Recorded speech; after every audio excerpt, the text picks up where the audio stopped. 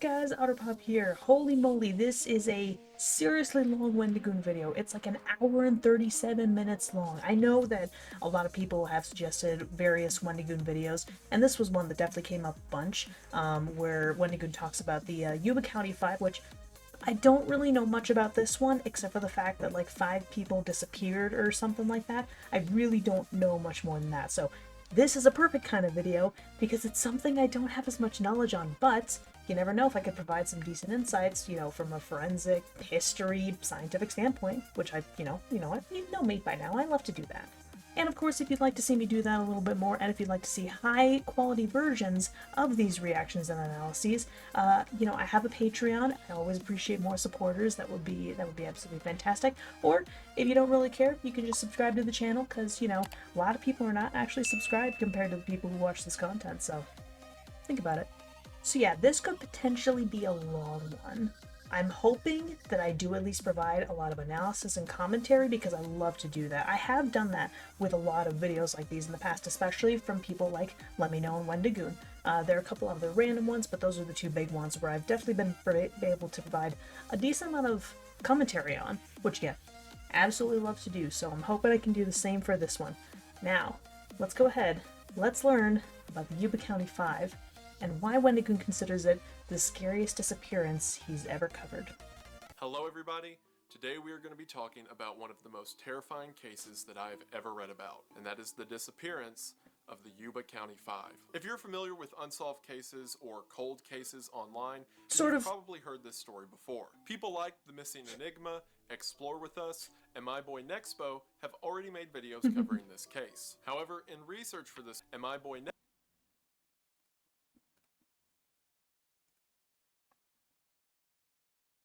Nexpo have already made videos covering this case. However, in research for this video, I found that the rabbit hole just gets deeper. So if you're interested in analytical breakdowns and insightful commentary with useful graphics, then I recommend that you go check out those guys.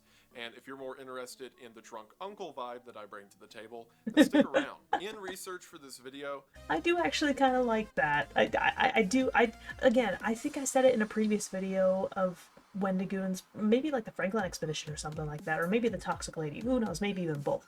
But I have definitely said that I enjoy how he tells the story. I like how a lot of YouTubers like him tell these kinds of stories. Like, especially Wendigoon and Scary Interesting are probably some of my favorites in terms of how they tell their stories. Like, either with, well, actually, they're a slight bit different. Wendigoon, it's, with a, sort of like, dry humor, but respect towards it. Scary Interesting is very serious, sincere, and respect, and all about the facts and stuff like that. But I don't know, just the tone and the words that these guys use, it's like, no, I really like this stuff. But The Missing Enigma, I have not heard of. Explore With Us, I have heard of. I just don't think I've really watched their videos before. Nexpo, I have heard of, and I'm pretty sure I have watched a few of their videos in the past. Not too many of them, but some. But I can definitely check out these channels, and if Wendigoon is watching them and is recommending them, then sure, I recommend that maybe you watch these guys too, because if you like content by Wendigoon and you like watching me with my commentary and analysis and stuff like this, you probably would like these channels as well. If you think about it, I'm just providing commentary on existing content. These guys are actually creating their own videos. I'm trying to do the same, actually. A slight spoiler alert, but I figured I might as well, because I've been undergoing a lot of preparation for this. I am trying to work on my own forensic cold case mystery kind of series called Forensic Failures. I'm currently in the process of trying to make the first video, which I think is, I think could potentially get a lot of traction given its content, but I'm not going to say what that content is just yet. But I am trying to work on it. I realized I think I might actually need to re-record it, because for, people like, Scary Interesting, they just have videos, pictures, graphics, audio, stuff like that.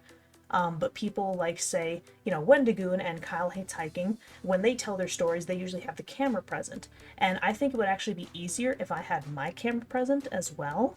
I didn't realize this until relatively recently.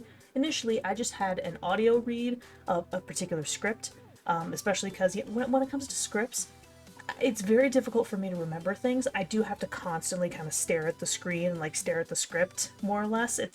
It's very hard for me to memorize scripts and stuff like that. But I think, personally, it would be much more beneficial if I did that particular series as a camera and, you know, showing graphics series, kind of like, well, actually kind of more like what Kyle Hates Hiking does. So, you know, there's Scary Interesting, who no face camera.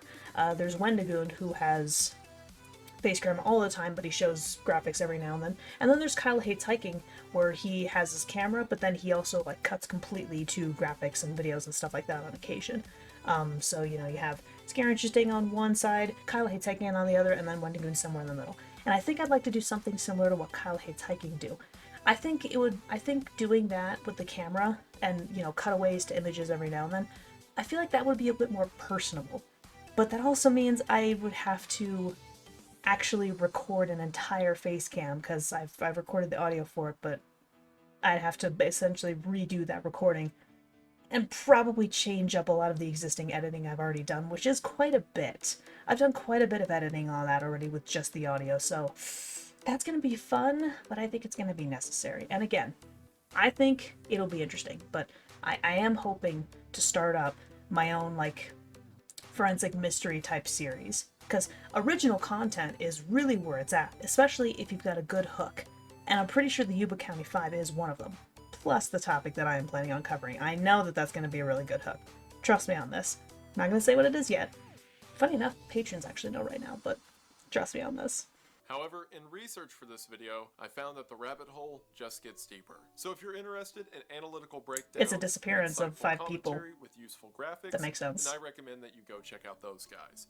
And if you're more interested in the drunk uncle vibe that I bring to the table, drunk stick uncle around. vibe. In research for this video, I do love that. My opinion on what might have happened changed at least 3 times. Because as understandable. you dig into this case, knowns just start to become unknowns. And by the end of it, everything becomes horrific. He's honestly absolutely right. Like, sometimes knowns become unknowns, and then unknowns become knowns. But there's never any proportional ratio for how that happens. And even then, sometimes things just flip-flop in terms of how you view them. And suddenly, like, you'll be left with more questions than answers, and then you'll get more answers, and then less questions, but then you'll get more answers, and then they completely backtrack and don't make sense with the questions you're already asking, or the existing answers that already exist. Does that make sense? No, I've definitely encountered that on a few occasions too, where I have done research on cases where, and it's unfortunate that I do this, because I really shouldn't, given what I train for, given what, you know, the profession that I train for at least. But I shouldn't be changing my opinion about something multiple times as I'm researching something. Like, if I get like, you know, like the core evidence and whatnot, then I'll eventually come to a conclusion. But if new evidence isn't available until later, that new evidence may change my opinion. That's a little bit different. But if you have an existing pool of evidence and you go through half of it and you start to form an opinion, that's maybe not the best bet. What you want to do from a forensic standpoint, again, at least in that kind of professional standpoint from a law enforcement forensic side of things, you want to get all the evidence first, all the evidence that you can possibly get, and then you start to make your, not even theories and hypotheses, but, you know, you start to formulate an idea about what makes sense based on the evidence that is present. But you don't want to do that. You don't want to, you know, just start with doing that and then slowly work through the evidence. You want to go through all the evidence, and then you want to start to formulate ideas of what could have happened based on the evidence. That's theoretically how it should work. It's the most unbiased approach possible. And that is incredibly important in forensics and law enforcement, is taking an unbiased approach to everything.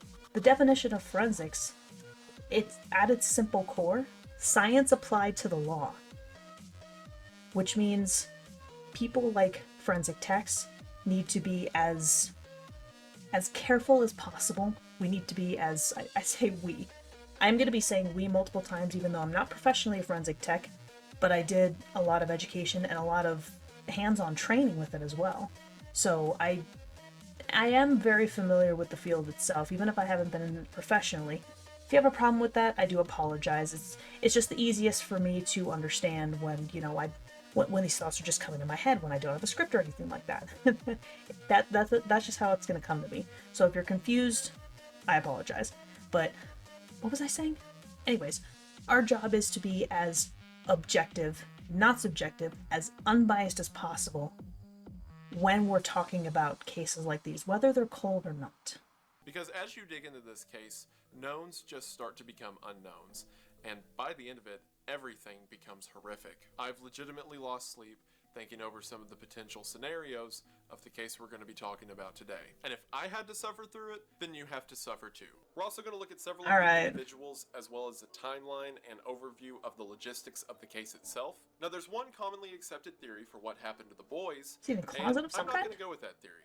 As a matter of fact, I have my own theory that involves some people who are still alive, as well as some other people who have still living relatives. So to just underline the whole video now and get it out of the way, everything I'm about to say is satire, irony, pre and post irony in Minecraft, as a joke, and most importantly, not real. So stick around as we talk about the shocking disappearance of the Yuba County 5. Okay. Before we get into all of that I'm misery not sure what just happened, but all right. Just make your life worse, let's talk about something that will make your life better. And that product that can make your day better as opposed to what my videos normally do, which is make your day much, much worse, is today's sponsor, Magic Spoon.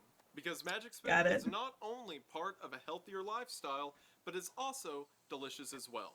That's because Magic Spoon is the low-carb, keto-friendly breakfast that's gluten-free, grain-free, and soy-free as well. What? On top of that, it has 0 grams of sugar, 12 to 14 grams of protein, only 4 net gram of carbs, and 140 calories per serving. But of course, the real magic of Magic Spoon is the fact that despite all of those healthy benefits, it tastes amazing as well. See, I've been hoarding Magic Spoon. As a matter of fact, I ran out of places to put it. I've put it in my house, my friends' houses, and anywhere else I can find that doesn't have a lock. As a matter of fact, it's become a detriment to most of my I'm pretty sure that's satire, those except for around me him and his friends' houses. have a problem and need help, and they're trying to destroy what supply of Magic Spoon I have. But how can I let them? Magic Spoon's been the only thing to bring me happiness, and as of recently... did you just throw that away? What I'm trying to say is, Magic Spoon is the only breakfast cereal. He got his Magic Spoon out of the trash. The magic of childhood without fruity, chocolatey. Okay. And right now, what? You can quit worrying about your own mortality and get in on this fantastic breakfast option. Okay. The special offer we're bringing you today. That is because if you go to the link in the description or magicspoon.com/Wendigoon, you will be able to get your Magic Spoon order for $5 off. Yes, that is right, $5 off. Again, all you have to do is go to the link in the description or magicspoon.com/Wendigoon to get in on this fantastic maple waffle offer today. Magic Spoon is the breakfast option that you don't want to miss out on. Thank you all so much for watching the ad, and thank you so much to Magic Spoon for sponsoring the video. You're welcome. It really does mean the most. Hope you all check them out. Link is in the description. And we are back to the video. This is gonna sound weird, because normally I don't care too much about ads, but I have found some useful ones in the past. The first one that comes to mind is my music app, Endel. Endel? I'm pretty sure it's just Endel. No, it's basically this this music app that helps you with, soundscapes for like focusing, sleeping, and like it has all different kinds of options. And I got a really good deal for it that I'm still paying annually. But again, it's still a solid deal. And you have access to so many things with the paid membership. I probably have like hundreds of hours listened to in the span of a few years. I did drop off for maybe about like 6-ish months. Can't exactly remember why. But I found it to be incredibly useful as I'm trying to rely a bit more on like simple focusing background music when it comes to working on these projects. But there's another reason I actually find this ad to be a little interesting and something that I may actually look into, because my body hates me. But let me provide some brief context. My body has difficulty processing a few certain foods, and I'm not entirely sure why. The ones that primarily come to mind, caffeine is definitely one of them. I have an overactive bladder as a result, so I don't drink caffeine anymore at all. I have to rely on decaf alternatives, or my personal favorite, chicory. I also have trouble digesting egg yolk. So I can't really enjoy egg dishes anymore, which sucks because I love the smell and the taste of eggs.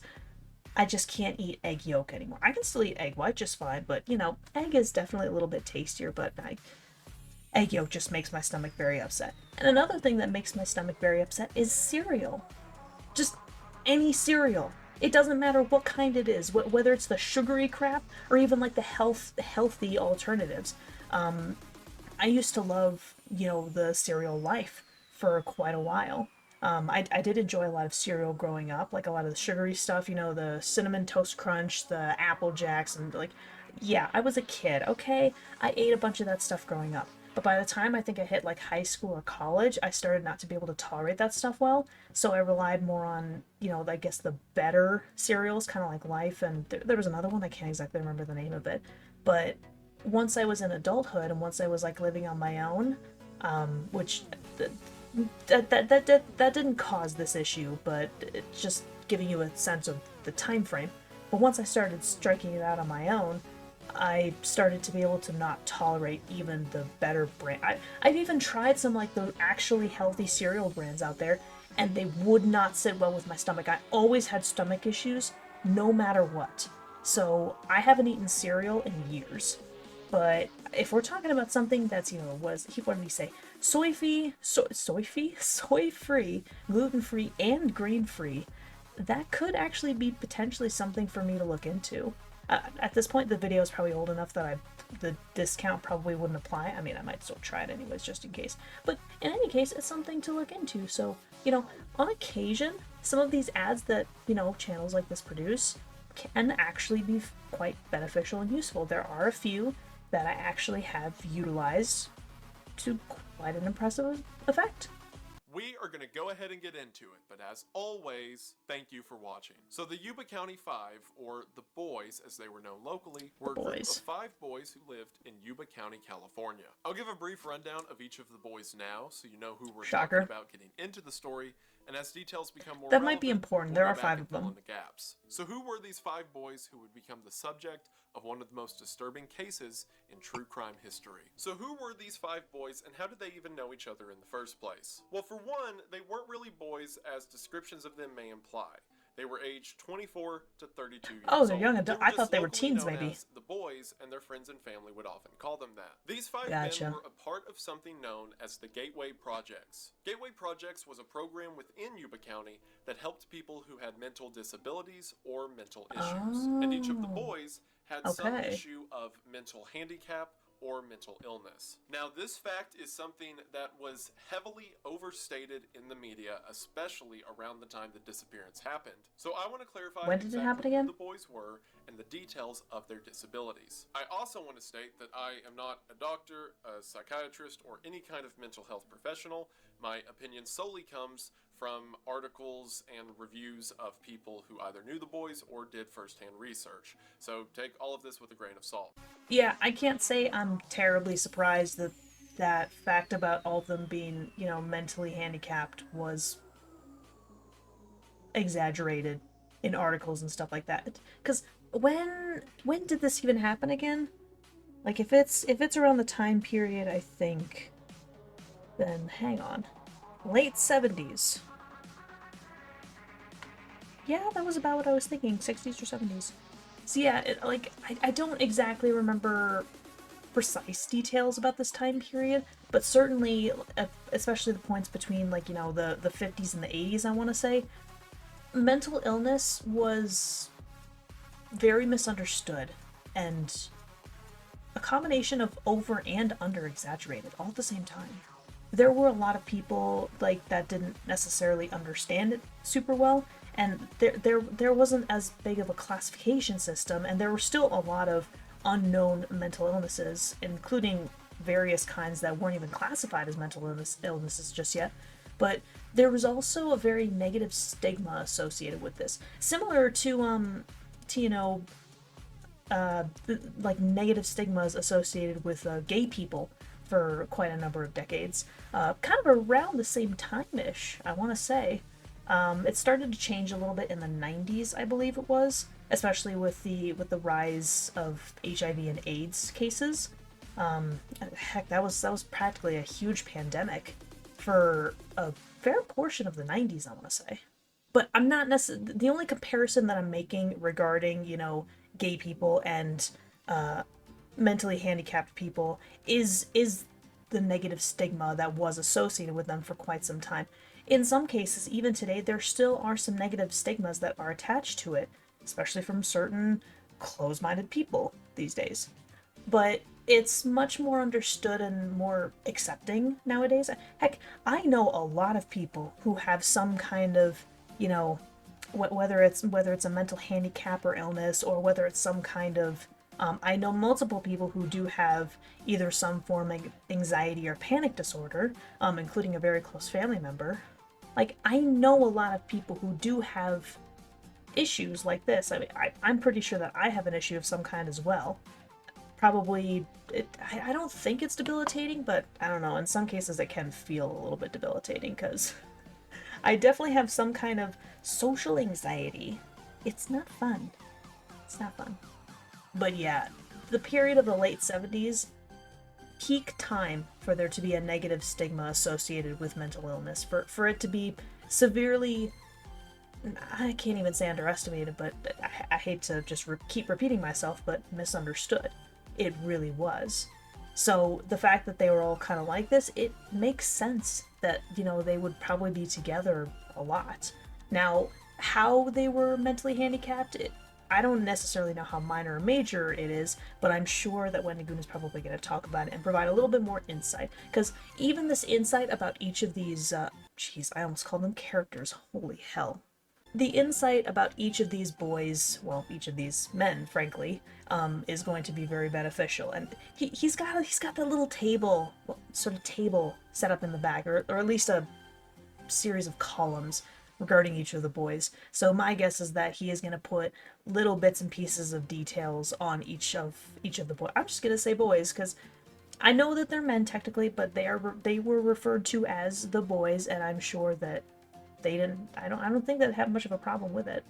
So who knows? Maybe they all have just known each other since they were boys, and they just got used to being called that, or something along those lines. Who knows? Let's start out with the youngest of the group, Jack Hewitt, who at the time of the 24. He was the disappearance youngest. was 24 years old. Oh. Hewitt was also the most mentally disadvantaged out of the five Oh. boys, as he was the only one in the group who was completely illiterate. On top of that, Hewitt Okay. had a speech impediment and couldn't maintain a normal job. However, this isn't to say that he was entirely inept either.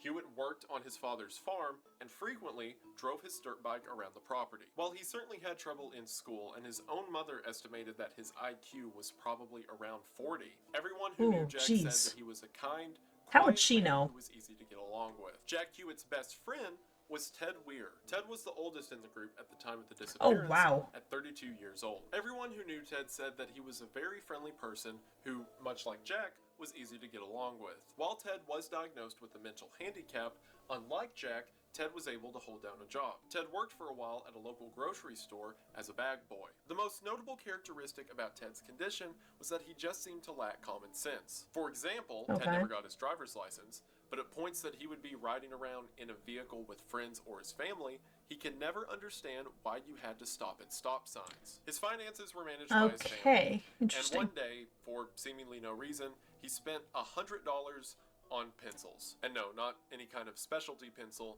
just regular number 2 pencils. One night, the Wire household caught on fire, and Ted's parents ran into his bedroom to wake him up and get him out of the house. Ted, who awoke to the sight of his ceiling on fire, tried to roll over and go back to sleep, stating that if he got up now, he may be too sleepy to go to work tomorrow. Oh my goodness. Ted gets clowned on a lot for that statement, but I think they're a little too harsh on my guy, because I have said some very dumb things waking up. We all do. Too. Yeah, sure, if the ceiling was on fire, I probably wouldn't, try to go back to sleep. I hope. No, but I'm not going to be in the best neither would frame of I. mind. I may be a little sleepy too. I might say something kind of silly. Ted was also afraid of a lot of things like the dark and the woods and fire, which came after the house fire. But the one thing that he was very protective of Jack Hewitt. Anywhere that Jack went, Ted would follow. And Ted would stand up for Jack at any given moment. These two were also the only two in the group who were formerly diagnosed with some kind of learning disability. Again, a lot of news reports you'll read at the time will say all 5 were diagnosed with a handicap, but that's not true, only these two. Jack Madruga and Bill Sterling were just diagnosed as being a little slow. Jack Madruga, who was 30 years old at the time of the disappearance, was one of the 2 boys in the group to have their driver's license and the only one of the 5 to own their own car.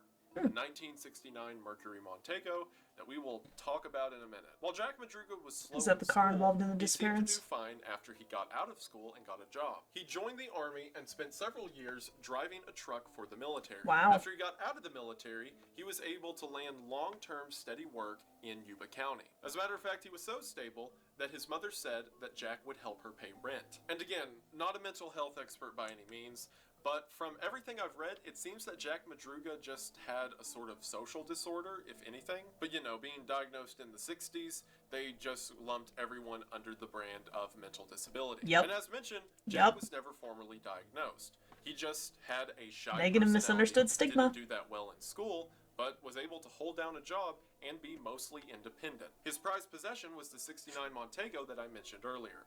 Jack loved this car and took care of it. As a matter of fact, he did a lot of the vehicle's maintenance himself. And Jack's best friend was Bill Sterling. Bill was 29 years old, and him and Madruga knew each other from a young age. Bill Sterling was described as being a very energetic social butterfly. He wanted to meet and talk to everyone and was far removed from Madruga's shyness. It seems that for this reason, the two were such close friends. People describe opposites attract as Madruga being very quiet and kind, while Sterling was very outgoing and loud. Can confirm that this is kind of a thing. Like, it's not just a scientific principle, it even works in social circles as well. Me and my best friend, perfect examples of this. Granted, our personalities have certainly shifted a little bit since we both left college, but even when we were both in college together, and she's about a year older than me, by the way, or wait, a year or 2. It's 1 or 2. Why am I suddenly forgetting? I think it's 2 now. It is still kind of true today, but especially in college, we were complete polar opposites of one another. Especially when I was starting out college, I was very quiet, very antisocial, very academic, very serious and sincere. And then there was my best friend. She was an absolute social butterfly. She was not really a science or mathy person at all. She was much more of, like, you know, the creativity and, you know, language and, you know, educational kind of type. But she was definitely much more outgoing. She was she was kind of loud and boisterous sometimes, but, you know, in a way that didn't feel overbearing or obnoxious or anything like that. Just a way that felt very friendly, which, you know, I'm certainly capable of being friendly myself. Or, well, back then I was certainly being capable of friendly, but it always took a lot of effort from me, and it wasn't necessarily a default thing that I understood too much. Like, I understood why and stuff like that, but it was just, I didn't really think of how or when to do it, you know? In terms of social conversation, I was extremely slow back then. I'm still slow now, but I was much slower back then. But somehow, just the very first time that we met, we just kind of clicked with one another. I don't really know how it happened. And even nowadays, you know, I wouldn't say we're complete opposites like we were in college, but we're still fairly opposite of one another. I'm definitely an introvert with extroverted tendencies. She's definitely an extrovert with introverted tendencies. I think she has more introverted tendencies than I have extroverted tendencies. But you see where I'm going with this. So if one of these guys is, like, you know, super shy but very, very passionate, which kind of almost sounds a bit like, you know, like a mild autism thing, like whatever Asperger's is called now. I cannot remember what is it called now. Oh, it's just simply the autism spectrum disorder. Okay, so it's just like a part of the spectrum itself. It's not really, it doesn't really have an official name anymore. I think there was some controversy that was associated with the guy who the disorder is named after, Asperger, who I believe was German or Austrian, I think. But there was some controversy that was associated with him, and the whole Asperger syndrome was dropped within the last... definitely the last decade, because it was referred to as Asperger's when I was taking a psychology class in high school. in my last semester, second to last semester, 2014. It was still referred to as Asperger's even in 2014. So the fact that the Asperger's label was dropped was relatively recently, like 5 to 10 years, I want to say. I don't think it was less than 5 years. I think it was about 5 to 10 years ago that that label was dropped, or maybe right around 5 years ago, something like that. Anyways, I wonder if maybe, he could have had some form of mild autism or something like that, and then compare it with this, like it says on the board, energetic social butterfly, who is, incredibly smart. He's got guts. He's very open-minded and very vocal about his beliefs and stuff like that. I'm not surprised. In physics, in science, the whole opposites attract notion makes sense. So many of those basic physics notions make sense. But to realize that it also applies in social situations, it's so wild, because at least in the scientific realm, it's very simple and easy to understand. But in the world of, social convention, it's infinitely more complex, and yet it still makes sense. I don't understand why, but it's wild. But again, me and my best friend are proof enough as is. And we live an entire state away. Like, we are basically like a 7-hour drive apart, which might sound like a long time for some people. Maybe not in America. Well, even in America, it might still sound like a long time, but I don't know, man. I got used to doing like 13-hour drives between Colorado and Minnesota to visit family like at least once a year for a while. And I had to travel between Lincoln and my home like a 6.5-ish hour drive multiple times a year for 4 years. So I'm used to long drives like that. Those are normal for me. Those don't seem terribly long, but even so, it still would require me to take at least a few days off just to be able to visit my best friend, Because it's a pretty significant drive. It's still one of those kinds of drives where you drive all the way one way. You don't want to do much else the rest of the day. You're just like, nah, I'm kind of tired. So you have to make at least 2 days, at least 2 or 3 days to, spend time with your best friend. Anyways, I got way off track. Opposites attract. It's true even in social circles. I don't know how. People describe their dynamic as Madruga being very quiet and kind, while Sterling was very outgoing and loud. One of the coaches at the Gateway Projects even said that Bill Sounds like me and Sterling my was best an friend. intelligent guy, he was just really lazy. And if you remember, Bill was never diagnosed with a mental handicap. Many around him believed that he would do a lot better in life and in school if he would just apply himself more. Either way, Bill Sterling graduated high school. He was also deeply religious. He was a devout Christian and was very interested in the Bible and his church community. Gotcha. On the weekends, it was not uncommon for Bill to go to the local hospitals and read the Bible to the sick and elderly. I want you to keep that in mind whenever you look at cases and headlines about this story, talking about how these boys were all so dumb that they probably just wandered off into the night with no reason. These were all guys who could get around and had hobbies and activities of their own. Perhaps not with like Jack Hewitt or Ted, but at least as a group, they got along just fine. And finally, we have our last And could be member considered, of the group, who joined decent the boys contributing about members a of year society. before the disappearance, a man by the name of Gary Mathias. Gary Mathias was 25 years old, and unlike the other boys, he was never qualified as slow or having a mental disability. Instead, he had been diagnosed with a mental illness. Gary Mathias was diagnosed with paranoid schizophrenia. Like Jack Madruga, schizophrenia. Gary also spent some time in the military, although his time in the military was wrought with violence and drug use. Even after getting out of the military, Gary would have several run-ins in the law due to a violent criminal history and several instances of acting out in public. After he joined the Gateway Projects and got medication to treat his schizophrenia, he did very well and became a model citizen of the program. Late 70s, that's pretty impressive. An entire can of worms that his backstory closely relates to a lot of the events surrounding this case. So we'll talk about him more later on when it'll mean more to you, but all that you need to know he's for the now leader when he was is one of the that youngest. despite being a late inductee to the group, everyone who knew the group said that Gary really loved these boys. Gary was very protective over them, he would sort of chauffeur them on trips, and many identified Gary as the group's leader, being that Gary was the most intellectually advantaged out of the 5 men. These 5 would do everything together. I guess that makes bowling sense. on the weekends to staying at each other's house, and most importantly for this video,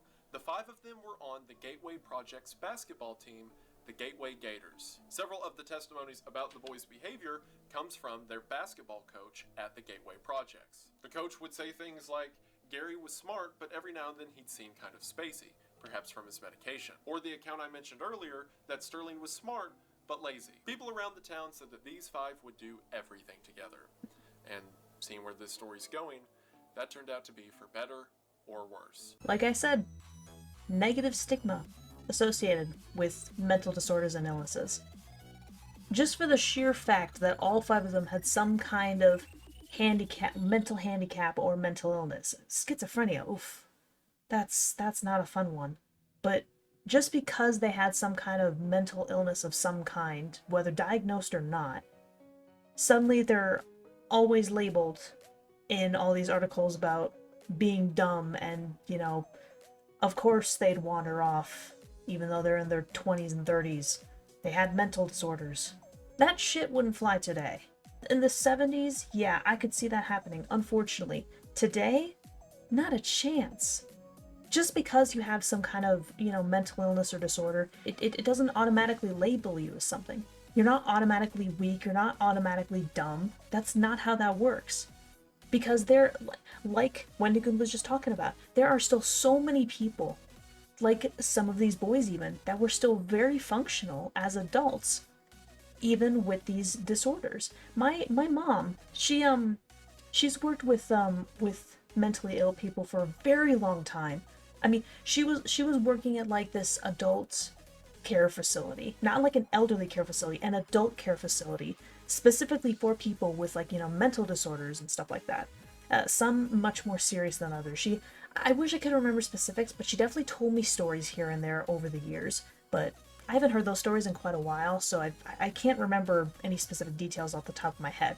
But she worked at an adult care facility, especially in around her 20s, and she got to become very close with a lot of the people there, with a lot of the patients there, because certainly they had limitations in various areas, but that didn't mean they were completely incompetent. I mean, heck, she was working with mentally disabled kids as well, especially in her 30s, and even as she was approaching 40 as well. Actually, no, mostly just her 30s. By 40s, she was starting to transition to like IT work for the school district that my sister and I were a part of. By her mid to late 30s, she was very familiar with mental disability in both children and adults, because mental disability tends to stick with you for life.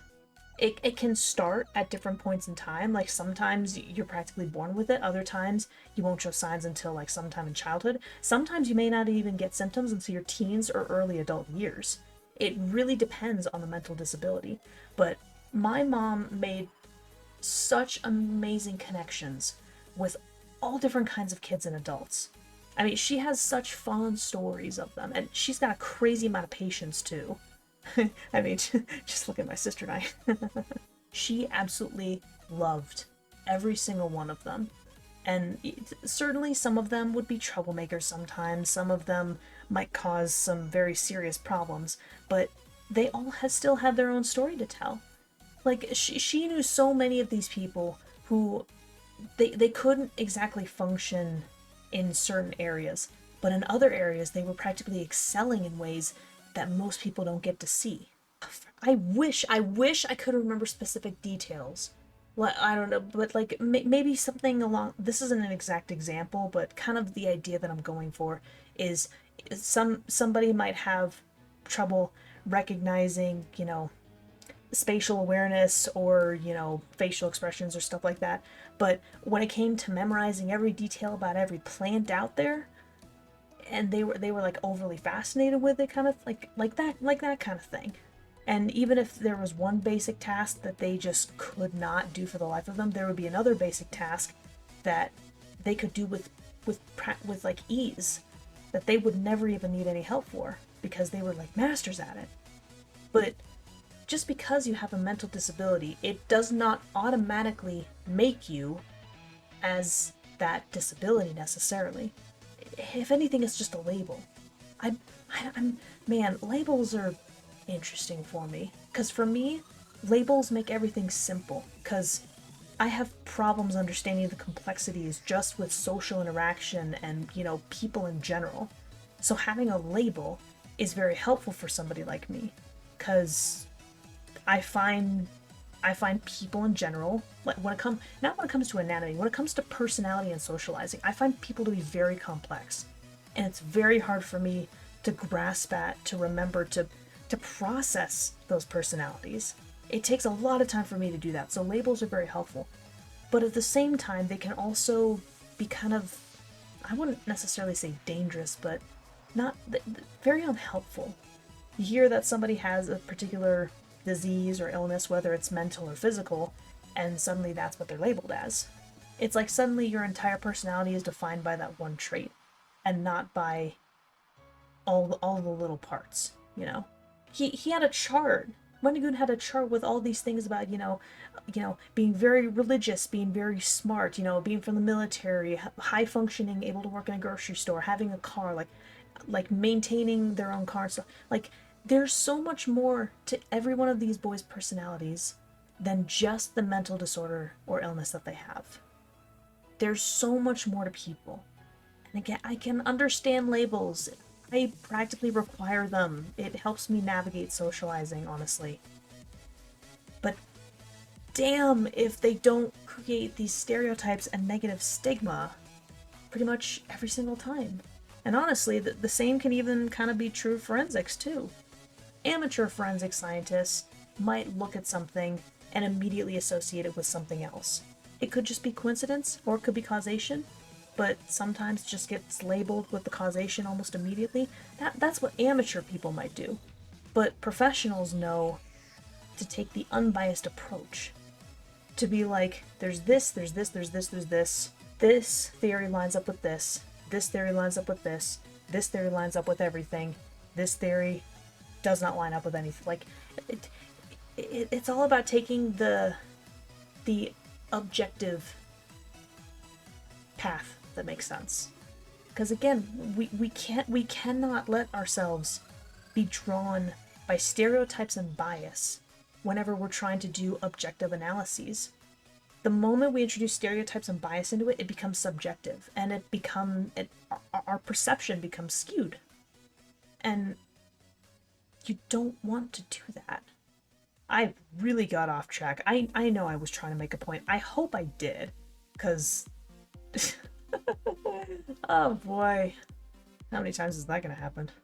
So now that you're familiar with who we're talking about, let's talk about the series of events that led to their disappearance. As mentioned earlier, all 5 boys were a part of the Gateway Projects and were a part of the program's basketball team, the Gateway Gators. On February the 25th of 1978, the Gateway Gators were to compete in a tournament that was being hosted by the Special Olympics. The winner of this Special Olympics were a thing all the way back then? All expenses paid trip to Los Angeles for an entire weekend. All of the boys were very excited for this tournament and had been looking forward to it for weeks in advance. So in order to get in the competitive spirit, the 5 decided to attend a UC Davis basketball game the night before their own tournament was set to begin. So on February the 24th, the 5 drove to the UC Davis basketball game at California State University at Chico. This was about a 50-mile drive north of Yuba City, and the game wasn't expected to end till about 10 o'clock. So in order to get ready for tomorrow's game, several of them laid out their basketball uniforms in their bedroom and told their parents as soon as they got home, they'd go straight to bed so that they'd be well rested for the game tomorrow. Jack Madruga, the only one of the 5 to own his own vehicle, a 1969 Mercury Montego, came and picked up all of his friends for the short road trip. Some of the parents, such as Bill Sterling's parents, would say that it was cold that night and they urged their son to put on a jacket. However, their son assured them that they would be back home soon and their only planned stop was the basketball gym and then back at the house. What the families did not know is that when these 5 left for the UC Davis game that night, it was the last time any of them would see the boys alive ever again. Did they make it to the game or no?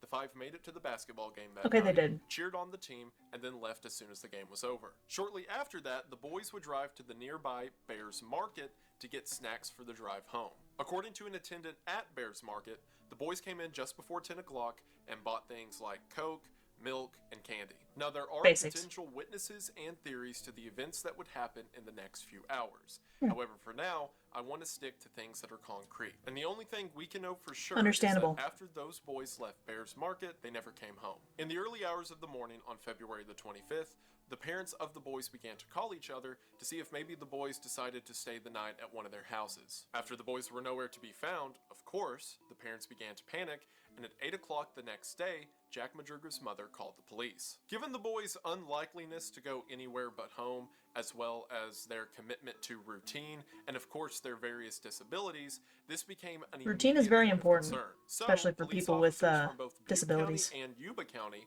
put out a notice on Madruga's 69 Montego, and for a few days, there was no sign of the boys anywhere. This was strange. Not only did the boys miss out on the basketball game that they were seemingly very excited for and had made preparations of even the night before it was to happen, but now they hadn't come home at all. And while the authorities assured the families that perhaps they're just out on a joyride or just having fun, the parents felt something was off. And sadly, their suspicions would be confirmed when the car was found on February the 28th. On February the 28th, Whoa, a way Plumas up National east. Forest Ranger would call the Yuba County Police and say that he had found the vehicle on Orville Quincy Road. As a matter of fact, that forest ranger had seen the vehicle on that road on February the 25th. However, this stretch of the road is notoriously icy, and it's not uncommon for people to either leave their vehicles there and have someone come pick them up, or simply park on the side of the road and go sightseeing or snow skiing, being that it is a national forest. It wasn't until a few days later when that ranger saw that the police were looking for the vehicle that he called it in. And this leads us to the first huge mystery of this entire case. So this is where Chico is located. Right. The location the guys would have started their journey from the UC Davis basketball game. And this is Yuba City, where they had to drive back home. Right. As you can see, it's just a simple drive down the highway with one turn to get you straight from one location to the other. Oh yeah, easy This peasy. is Orville Quincy Road, 70 miles in the opposite direction, where Right. the car was located at 4,400 feet elevation past the mountain snow line, meaning that in order to get to where the vehicle was found, the boys had to drive again 70 miles in the wrong direction up a partially unpaved road until they eventually got to the permanent snow cap of the Plumas National Forest, all of which had to take place in the middle of the night on a road that in no way could have been mistaken for the drive home. So the first question is, why on earth did they drive up there? The Plumas National Forest is a popular travel destination to people in Yuba County. As mentioned, for half of the year, enough. there's a permanent snow line on top of the mountains. At about Ooh, 4,400 feet, once the snow sticks to the ground, it doesn't melt until summer. Because of that, in the winter months, it's a popular destination for skiers and snowboarders. Oh, I'm sure. And for the rest of the year, it's a popular destination Ooh, for that's hunters and pretty. hikers. And more importantly, Reminds me the of Colorado. boys seem to hate the Plumas National Forest, or at least some of them did. Ted Weir's father said that Ted despised the outdoors, and especially despised them at night. Ted really didn't like to leave his home or the town that he grew up in, and he was especially afraid of the woods and the dark. Bill Sterling's father Was he the one said who was that he had generally taken afraid of his son things? on several fishing trips up in the mountains, but Bill always hated it. So for the past several years, according to Bill's parents, Did he hate the Bill had never outdoors, or did he ventured hate back fishing, into or the that wilderness. particular As place? a matter of fact, all of the boys showed opposition to survival and the great outdoors in one way or the other. All except Yet. one, but we'll get to that in a minute. So it's not like they would just take this detour the night before a big basketball game just to go sightseeing. And the other, more alarming detail of the discovery is the condition of the car itself. When the police searched the car on February the 28th, they could see where someone was spinning the tires, seemingly to get the car out. However, investigators also noted that yes, while it seemed the car was stuck, it wasn't stuck in any way that one guy pushing it couldn't have gotten it out. The rear tire was just a little bit misplaced to be out of traction. If someone even sat on the back of the car, it probably would have been enough to get the car moving again, much less with 5 athletic dudes in the vehicle. Now, a lot of people look at that circumstance and say, well, because of their mental disability, it makes sense that they And wouldn't there we need go to again get with the out and negative push the stigma. car. But I believe that still doesn't make any sense, because as you'll remember, Jack Hewitt, who everyone universally agreed was the most mentally disabled out of the group, had a habit for working on the farm and riding his motorcycle everywhere. Jack Madruga loved his Mercury Montego and did a lot of the handiwork on it himself. And I mean, come on, these are guys who would go out on trips together all the time, and they all had some level of either holding a job or at least mechanical know-how. I suppose here's then where the first question, well, okay, technically the first question that would arise is, why did they go so far out of the way? Because if we saw the map, it was take a highway and then take a right and then just take that second highway straight down. But if you took that first highway and just kept going, and then you hiked up in a completely different direction, like to the northeast, that's how you get to where the car was. So, yes, obviously the first question would be, why were they so off track? But then a second question would be, I mean, if you think about it, were the boys the ones who drove that car all the way up there? Had something already happened to them before they got to the site? Because I believe Wendigoon said something about, the car not being in the, like, it being in a very good and drivable condition, and in a very kind of manner that would have been easy to get out. It wasn't even very stuck, according to what Wendigoon and authorities were saying. So, what exactly happened? Again, it makes you wonder if all the boys had even driven up there in the first place, or if something had happened to them way beforehand. Like, I don't, maybe something could have happened somewhere along the highway before they actually jumped off onto that windy road up into what did he say? The national park. I think I started with a P. I can't exactly remember what it was called. Even so far, simply with the area that they were going, where they lived, and where the car was found, it's already incredibly strange. There's no solid explanation for it. And I can't really make any determination or theories yet, because I don't have all the information. So, but I thought it was a question worth mentioning, because, if that's the case of the boys weren't actually the ones who drove up there with somebody else, there could be some kind of foul play suspected, but can't really know for sure yet. And I mean, come on, these are guys who would go out on trips together all the time, and they all had some level of either holding a job or at least mechanical know-how. One of them definitely would have thought to push or get the car unstuck from the outside of the vehicle. That is, of course, unless something was stopping them from doing that. Another alarming detail about the car. So, remember how I said Madruga really cared for his car, and he would do a lot of the handiwork for it? His parents also said that he would always keep it clean, and he was very careful to lock it, and made sure that his car was always in a safe condition. It was his prized possession. But whenever the police came to investigate the vehicle, all of the doors were unlocked, and the driver's side window was rolled down. Not a condition that someone who cared about their car would leave it in. Inside of the vehicle, things were as you would expect them. There were empty soda cans laying on the floor, candy wrappers. One of the boys had even taken the score of the UC Davis game on the back of one of the game brochures, and that was laying in the car as well. So it seems that the boys were just enjoying a relaxing drive home when, for no apparent reason, they decided to go off-roading, drive 4,400 feet up a mountain into the snow, get the car stuck and do nothing about it before rolling down a window and leaving the car unlocked. And of course, the most disturbing part about all of this, where are the boys? Because at this point, they've been gone for 3 days, and they were nowhere to be found, or no clues of them were to be found around the vehicle. And initially I was thinking, well, maybe the car or something overheated, but first off, he mentioned that the only thing unusual about the car was the fact that all the doors were unlocked and one of the windows was rolled down. He hasn't mentioned anything if there was any damage or unusual activity with the engine or the tires or stuff like that. He could have just left it out, or there was actually nothing wrong with it. So, but if there was nothing wrong with it, there was never any overheating going on, because I believe this happened in February in California, up some mountains. So it probably would not get overheated or anything like that. So it really does beg the question, why was the window rolled down? And why were the doors unlocked? Were they...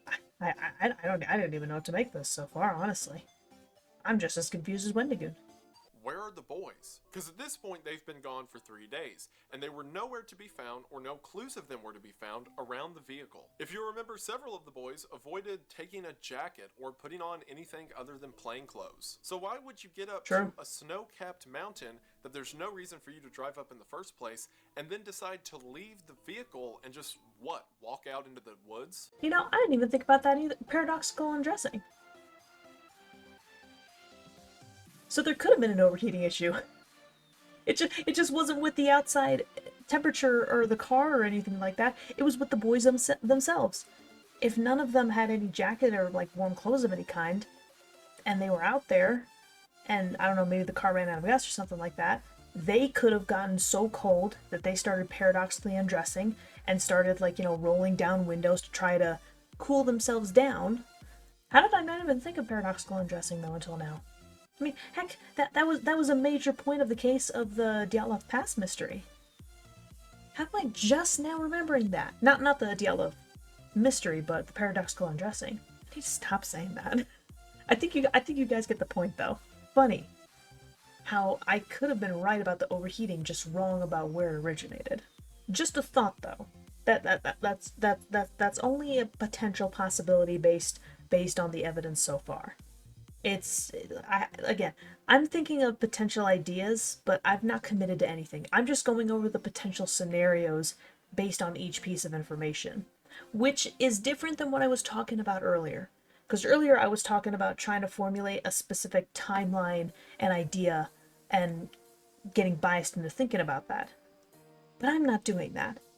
What I'm doing is considering potential options at different points of time based on different pieces of evidence. But I haven't actually tied anything together. I'm just coming up with, you know, scenario 1, 2, 3 in this particular piece of evidence, and then scenario 1, 2, 3, 4, 5 in this piece of evidence, kind of thing. Like different scenarios for different timelines or pieces of evidence, essentially. But nothing is solidified. There's no timeline established. I haven't committed to any particular specific timeline of events of the entire thing, in part because I don't know the entire thing just yet, but I'm just speaking about potential possibilities of little bits of the puzzle, but not the whole puzzle, not yet. And who knows, this could be one of those situations too where I might not even have an idea of what the puzzle looks like. I mean, I do feel like that kind of happened with Lemino's video on the JFK assassination, with talking about the book depository. Honestly, kind of same with Lemino's video on Jack the Ripper.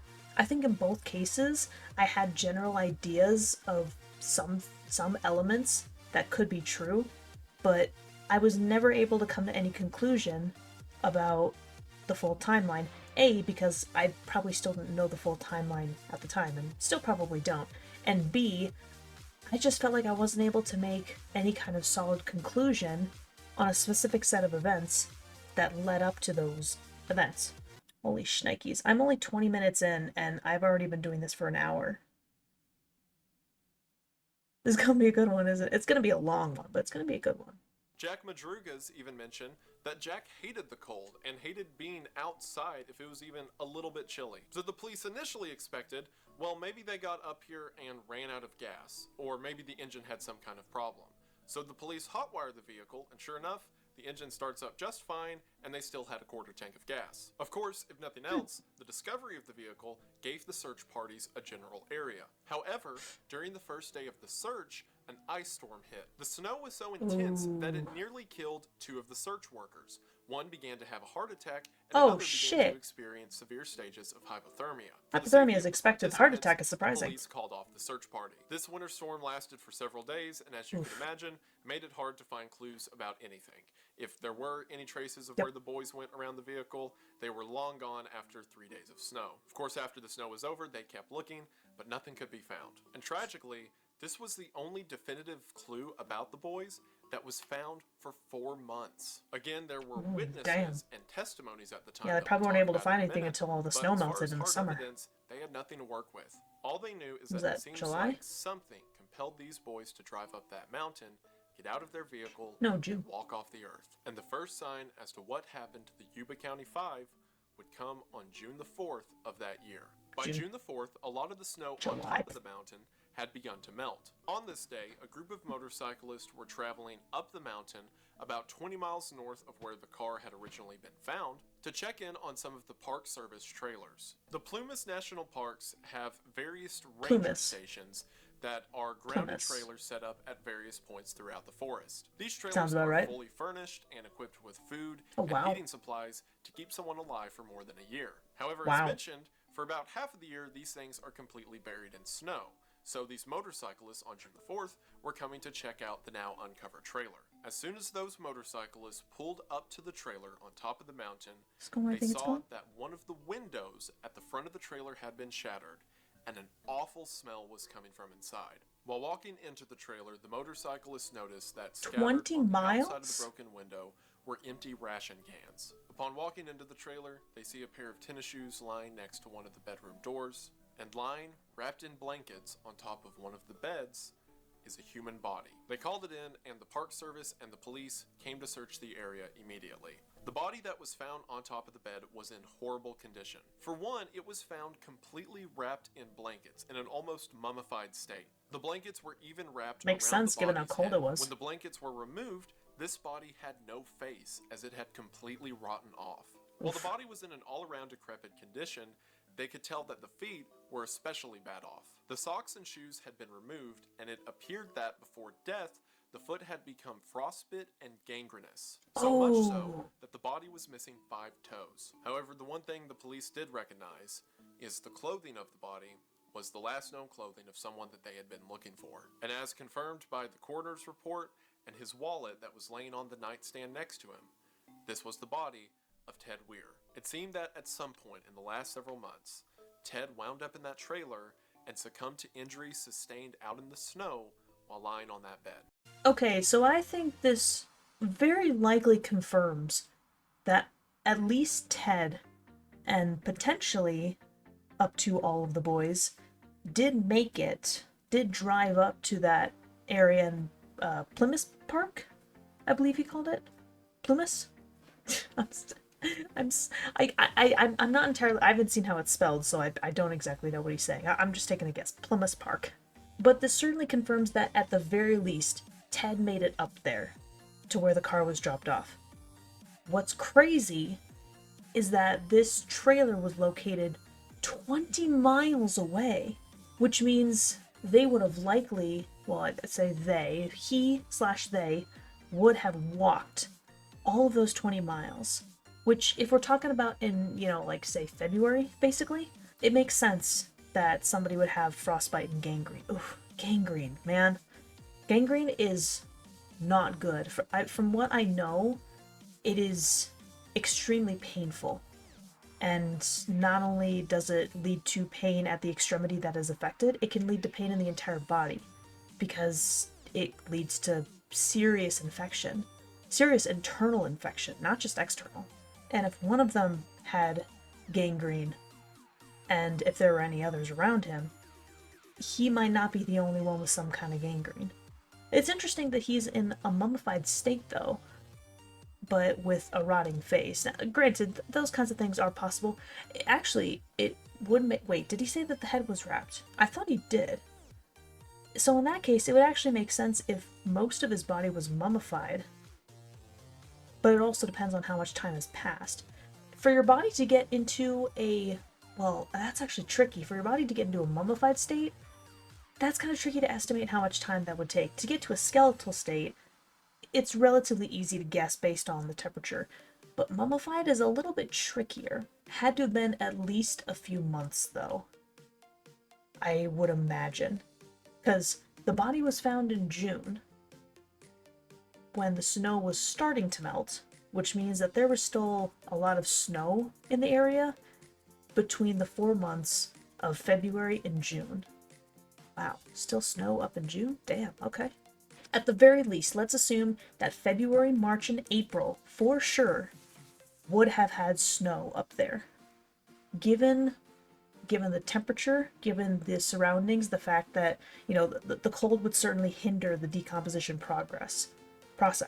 So it would make more sense that a body would become mummified as opposed to decomposing into a skeletal state, which is the final stage of decomposition, by the way, which that itself in normal environments, normal, not super cold environments, can take usually about 3 weeks or more, is when a body can become fully skeletonized.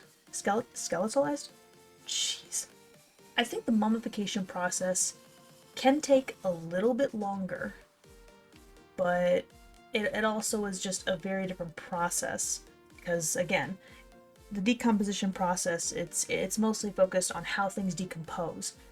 But mummification is not a full decomposition. It's like a different branch of the decomposition process, essentially. And that can still take, something like that could take anywhere between 2 to 6 weeks, something like that, depending on the environment. It's very likely that he had been dead for at least a month, would be my guess. But then what happened to the other boys? Because I don't know. Again, the gangrene and the frostbite makes complete sense as to why he would have it. I mean, he basically hiked up like 20 miles in snow and cold with very little covering. I'm not shocked that he had frostbite on him. So then that begs the question, what happened to the other boys? Because somebody had to have survived long enough to be able to, eat food from those cans and whatnot. And clearly somebody had gotten in. Ted at the very least, because like he said, the window was broken. There was a smell coming from it. Although, interestingly enough, mummified bodies don't really tend to have a particularly bad smell. It's not a pleasant smell, but it's certainly not as bad as a decomposing body, which means there could very well be other bodies in there. And I just haven't reached that point. Wendigoon hasn't talked about that yet, is because he said that the face wasn't, there wasn't even a face yet. And also, if there was a broken window, if there was a broken window at the very beginning, like, somebody broke the window in order to get in, like one of the boys broke the window to get in, and once it actually started warming up, then there would most definitely be animal activity involved. I mean, in the winter, not very likely, because there are lots of animals that hibernate. There is still the possibility that there could be some animal activity that could have eaten away at the body, but it also depends on how long he was alive for and how long he's been dead for, essentially. But he was certainly dead by the time that it started to warm up, which means that with a broken window, animal activity could definitely have had an effect, mummified or not, because there are still animals and insects and creatures that will feed on remains like that. And if the face is the most exposed, even if it's covered, if it's like the most exposed and, a bit of an extremity, it's more likely to get chewed and gnawed on. It seemed that at some point in the last several months, Ted wound up in that trailer and succumbed to injuries sustained out in the snow while lying on that bed. The cause of death was ruled to be a pulmonary edema that resulted from pneumonia. Now, this raises a lot of questions, so let's get the big ones out of the way first. Ted's body was found with the sheets wrapped around him in a condition that doesn't make sense for Ted to do it to himself. I mean, if your arms are wrapped along your torso, it's kind of hard to wrap your head in the same way. It is, very much so. Remember the tennis shoes that were lying next to the door? Those weren't Ted's shoes. Gotcha. Were later identified. There was at least a second person. Gary Mathias's shoes. Ted's shoes, or at least the ones that he was seen wearing the night of the disappearance, his brown leather boots, were nowhere to be found. Furthermore, the trailer wasn't the only structure at this location. Just outside of the trailer were 2 sheds containing survival implements. In one shed was a more than a year's supply of food, and in the other shed was various heating supplies, like blankets and torches. From the food shed, various ration packs were missing, which makes sense considering there were packages of rations strewn about inside of the trailer and from the outside broken window. However, not as many as you might think. I read a lot of police reports as well as journalist reports from this time. There were still some rations that were in there? The police report says that there were only 36 rations opened from that storage shed. Some of the news reports put the number as high as 72, but even then, that's not a lot. Because if you think of every ration pack as a meal, and you've got 5 guys staying in a trailer for, 4 months? That's a lot more than 36 meals. And it's not like they ate all there was. There were entirely unopened boxes of rations and canned food supplies in the shed that were never touched. But even more bizarre than that was while both of the sheds had been opened with a pry bar, from the other shed that contained things like torches, nothing had been touched, which is especially weird Really? considering that Ted Weir's initial cause of death was frostbite. So what, they had a guy freezing to death and they opened up the shed that had all of the heating supplies Didn't and take just it. decided not to use them or to never start a fire? Inside of the trailer were various Do they paperback not novels, know? any which could have been lit to start, again, a substantial fire. Maybe, as Drew Beeson points out in his book, Out of Bounds, What Happened at the Yuba County 5, they didn't want anyone or anything to see the smoke. After searching over the trailer, the police could determine that the only two who were definitely there at some point were Ted and Gary, meaning that still there was no sign of Jack There's still Hewitt, 3 Jack missing. Madruga, or Bill Sterling. So let's think about this and do some math. So we know for a fact that Ted and Gary were there. Gary's remains weren't found, but enough of his articles were found to heavily imply that he was at least there. There had to have been a second person there, because like he was saying about the blankets being wrapped around Ted, it only made sense that somebody else had to do it. Ted could not have done that himself, which it does make sense. Granted, I don't know exactly what he looked like regarding the blankets that was covering it. Are there pictures of this? This is late 70s, so it's possible. So first off, I can't find any picture associated with any of their bodies. So those may not exist or just may not be publicly available, which kind of stinks. I would have loved to have seen that. No, what I stopped at was one of the news articles. I don't like to say this word, but I will say it because it makes sense in context. Retarded man may have survived 1 month. I kid you not. I don't know if you can see that. There you go. That's what that article says. It's backwards. I apologize, but wow. Just wow. That's how you're gonna wow. Wow. Anyways, depending on how he was wrapped up, if he was wrapped up in a specific way that appears that somebody could not have done it themselves, then yes, I fully support the notion that it makes the most sense, as the most likely explanation, that there were definitely 2 people there. Now, as for why some of the rations were opened up, he said 37, I believe, was the number that Wendigoon said. Which, if there's only 2 of them at that trailer, would kind of make sense and could be a potential indication as to how long they survived out there. At least the 2 of them, most likely. Not for sure, but most likely. It was interesting to hear about the sheds and that both were opened, but none of the heating supplies were taken. Now, whether that could be potentially a result of, maybe paranoia from the cold, maybe they didn't know what the heating elements were. Maybe it was some kind of, technology or devices that they weren't familiar with. Those could be the most likely possibilities, but don't necessarily know for sure. But it is interesting that the shed was opened, but the fire and heating supplies were not touched. A lot of the food rations were, but there were still a lot of unopened ones. Rations and boxes, I believe he said. And the number 37, though, is not specifically 37, but trying to do the math in my head. Are we assuming that each ration is a meal's worth, or is it like a day's worth kind of thing? If we're assuming that each ration is a meal's worth, maybe we're talking 2 or 3 meals per boy per day. Then theoretically, if I'm doing the math correctly, that'd be 4 to 6 per day. That'd probably be anywhere between 6 and 9 days survived between these 2. Huh. Unless we're assuming that they only had 1 ration a day, each of them, which would mean they probably survived a few weeks out there. Just the 2 of them. Maybe they try to ration themselves so much that they had 1 every 2 days. In which case, that'd practically be a ration a day, so they could have survived for a little over a month then. But that's if we're assuming that each ration is a meal. If each ration is a day, like a day's worth, then yeah, that's still a couple of weeks. at the very least, that they would have been fairly well fed. But I don't know if there's any analysis that's been done on their stomach contents, which if Ted at least was mummified well enough, he could have potentially had some stomach contents worth analyzing.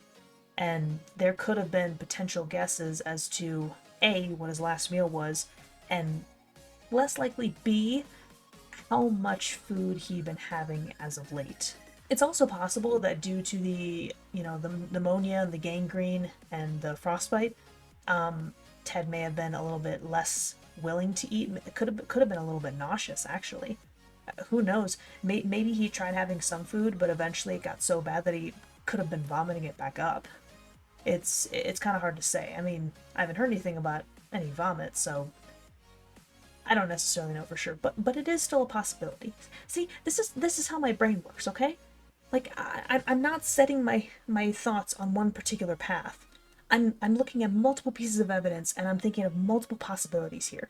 This is just what happens when my mind gets going. It really gets going. Naturally, all of this is under the assumption, however, that there were only 2 of them there. If there were more, the rations would have lasted a lot less, like maybe a week, based on how many rations were eaten. 37, that's not a lot. I wonder if Ted had to have gotten the gangrene on the frostbite really quickly, and then barely had any or had no rations at all, and just succumbed to his injuries before he could really start to eat properly, which would leave a lot of the rations for Gary, and yet somehow he also either disappeared or died before he could get through too many of the rations. But it still begs the question, what happened to the other 3? And were, like, how many of them were in that trailer, and for how long? And I get the feeling that we don't know the answers to these questions. Even by the end of the video, we probably won't know the answers to those questions. But it sounds like all we know for sure is at least 2 of the boys were at the trailer. And that's pretty much all we know. Well, we technically also know that the heating and the fire-related tools were not touched, and we know that at least 30 of the rations were eaten. Probably not more than 40. Interesting. Very interesting. Again, it's still mind-boggling that they all hiked up, like, well, 2 of them for sure hiked up 20 miles worth, which, I don't know, has by this point in time that Wendigoon's telling the story, had police been scanning and searching the area between the car and that trailer? I'm not sure. Meaning that still there was no sign of Jack Hewitt, Jack Madruga, or Bill Sterling. Oh, there are 2 Jacks. I didn't even realize. The weirdest part about this entire thing.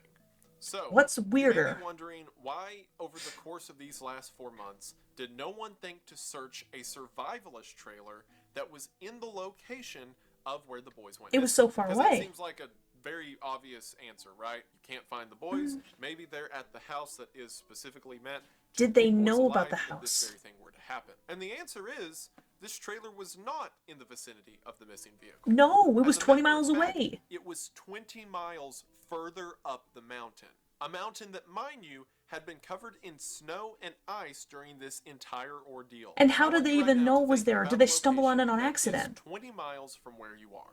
Good, got that? Okay, now think about walking to that location in several feet of snow while you're wearing a t-shirt and blue jeans. Already said it. Uphill at night. The Already said it. Survival would be next to none. But yet again, there's Ted Weir's body lying on a bed 20 miles away. So of course, they begin a search of everything around that trailer. And in the next couple days, they would make the final discoveries of the Yuba County investigation. Search crews began to trace the path from the trailer to where the Montego was Okay, spotted. there we Sure go. enough, about 11.5 miles up the mountain from where the car was found, the bodies of Jack Madruga and Bill Sterling were found lying next to each other. Both of their bodies had been badly damaged by the elements.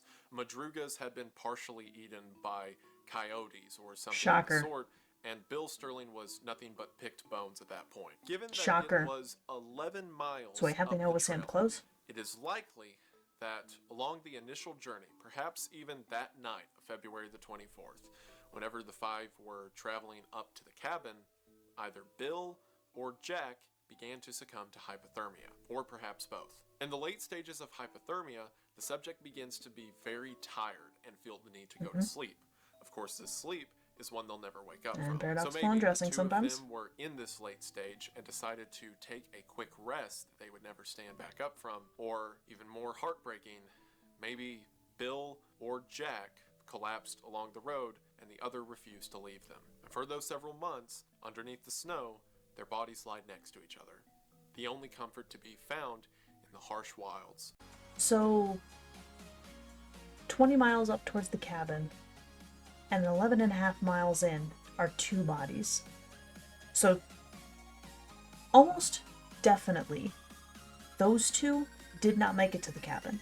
Here's another question to ask, which I did kind of mention earlier while Wendigoon was talking, is that how did they even know that the cabin was up there? Okay, no, better question. Did either they knew the cabin was up there, under some circumstances, or they just walked and stumbled upon it? I feel personally that it is more likely that they knew the cabin was there, because there would be no other reason in light clothing, at winter, at night, to be going uphill in the mountains. Somebody had to have either known it was up there, or more likely they found some kind of resource that told them that cabin was up there.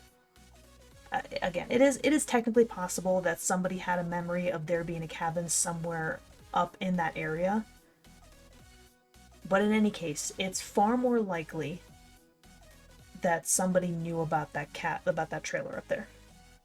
It is also possible that they simply went, just kept walking and just stumbled upon it. But that seems far less likely for a number of reasons.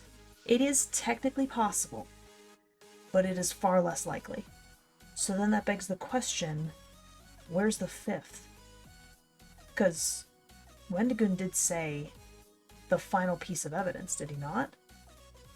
Was the fifth even ever found? So we have one that was found in the trailer and evidence of a second in a trailer.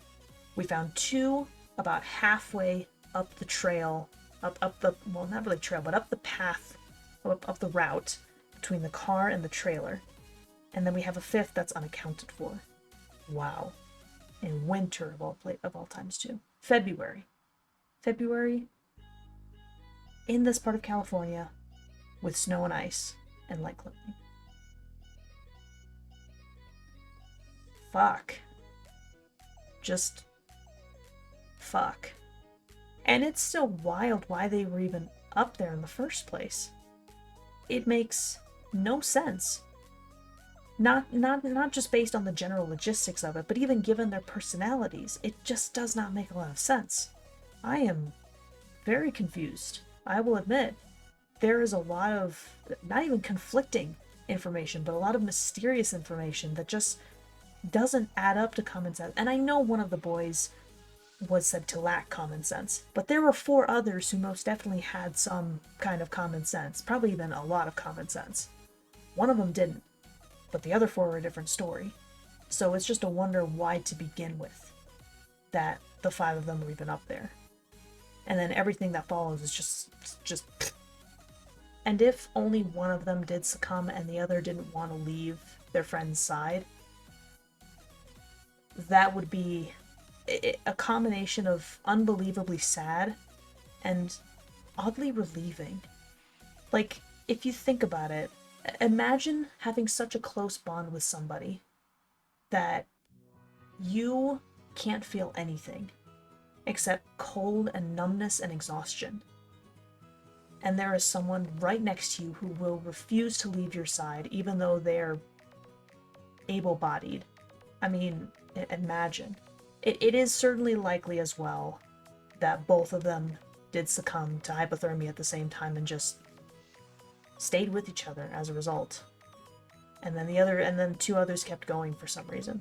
2/3 others, because again, we don't know. We don't really know any information about the 5th missing individual, who I forget who it is, but I think one of the other Jacks. because it was one of the Jacks, and it wasn't both Jacks. It was one of the Jacks and the other. Okay, so there's still one of the Jacks that is unaccounted for, though. This is tricky. I'll admit this is very tricky, and not surprised that, you know, their bodies didn't exactly have a lot on them. Animal activity and scavenging, it can really frick up with bodies and evidence. I wonder if they must have identified, if one of the bodies just had bones left, they must have identified them through like clothes and identification and stuff like that. That's the only thing I can think of. Okay. Around the same time, 2 miles northeast of the trailer, Jack Hewitt's father was a part of the search party. He saw his son's jacket lying underneath a bush. Whenever he went and picked up the jacket, Jack Hewitt's spine fell out. The crew began to investigate the area. Okay, so and eventually fifth body pieced located. together his skull, other bone fragments, and what remained of Jack Hewitt. Again, most likely dying of hypothermia in the same conditions as Jack Madruga and Bill Sterling. He was Jack 2 Hewitt's jeans miles and shoes away. were also found nearby in a condition that implied they were taken off before Hewitt's death. So perhaps this Paradoxical would be the undressing? phenomenon known as paradoxical undressing, or whenever someone is about to succumb to hypothermia, Yep. they begin to strip off their clothes in a final burst of adrenaline before death. The Yep. only other discovery made was a quarter mile from the trailer, so this would be the closest artifact to the trailer itself, were 3 blankets from the National Park Service and a rusted flashlight. Now, this area had never been combed as intensely as it was during this investigation, so perhaps the flashlight and blankets were from some other camper who simply lost That is them out on entirely the trail. possible. But again, it's also likely that it might have come from one of the boys. When Ted Weir's Wouldn't body say was likely, taken but possible. to autopsy, the coroner was astonished to hear that he was clean shaven when he went missing, because from his beard growth, the coroner estimated that Ted had to be alive 8 to 13 weeks after the disappearance. Meaning that What? at the very least, Ted had survived for 2 months in that trailer, most likely with the help of Gary Mathias. If you'll remember, Gary Mathias' shoes were found in the trailer, Yep. and Ted was in no condition to pry the locks off of sheds and gather together rations. And despite being How more long did he than have the 40 frostbite for? years since the disappearance of the Yuba County 5, Gary Mathias or his remains have never been found. And I'll tell you, that is the only definitive evidence that ever came out of this case. So we have a group of 5 guys who had plans, who had no intention or inclination, it seemed, of running off into the woods one night. As a matter of Right. fact, they had what seems to be severe opposition to doing just that. So these 5 guys run up Fair a enough. mountain, get the car stuck, leave it unlocked, walk 20 miles up an icy road, when remember, only 100 feet behind them, there was no ice on the mountain. They could have just turned around and began walking down The car road was barely to a stuck, much too. warmer and And there safer was still location. gas. As a matter of fact, about 8 miles down the mountain, they would have passed a lodge that had people in it at that time. That would have been a much safer option than just walking up the snow into the dark and Right. mysterious unknown. They walked for 20 miles, 3 of them died during this time, and then 2 of them stay in this trailer for months and months, until eventually, potentially after Ted dies, Gary just walks out of that cabin and off the earth forever. All begging the question, what happened on that mountain? Now, there seems to be a Seriously. lot of confusion surrounding how the boys got from the car to the trailer. And I think there's a pretty easy solution to this that I want to go over now. And Okay. it also explains why I think 3 of the boys, Jack, and Bill, all died on that first night traveling to the trailer. So this is roundabout the location that the Mercury Montego was found. And up here, again, 19 and a half or 19.6 miles to the northwest, Almost 20 is the miles. trailer. Now, there were several different routes to get from where the car was to the trailer where the body of Ted would be found. Okay. The simplest path was traveling up the Montego a little bit to the west of where the trailer would be, and then curving back over into it. However, this trail was only about 11 miles, so where does everyone get the 20-mile number? Well, there was another trail that starts the same way this one does, but midway off, it breaks to the east, snakes up around the mountain before it comes down from the north of the trailer and winds up again at the same location. Man, that is a horrible drawing. I'll throw up a picture of it somewhere so you can kind of get the gist of what I'm talking about. Okay. But yeah. So why do people say 20 miles and think that they took this trail when there was a much easier trail to take over here?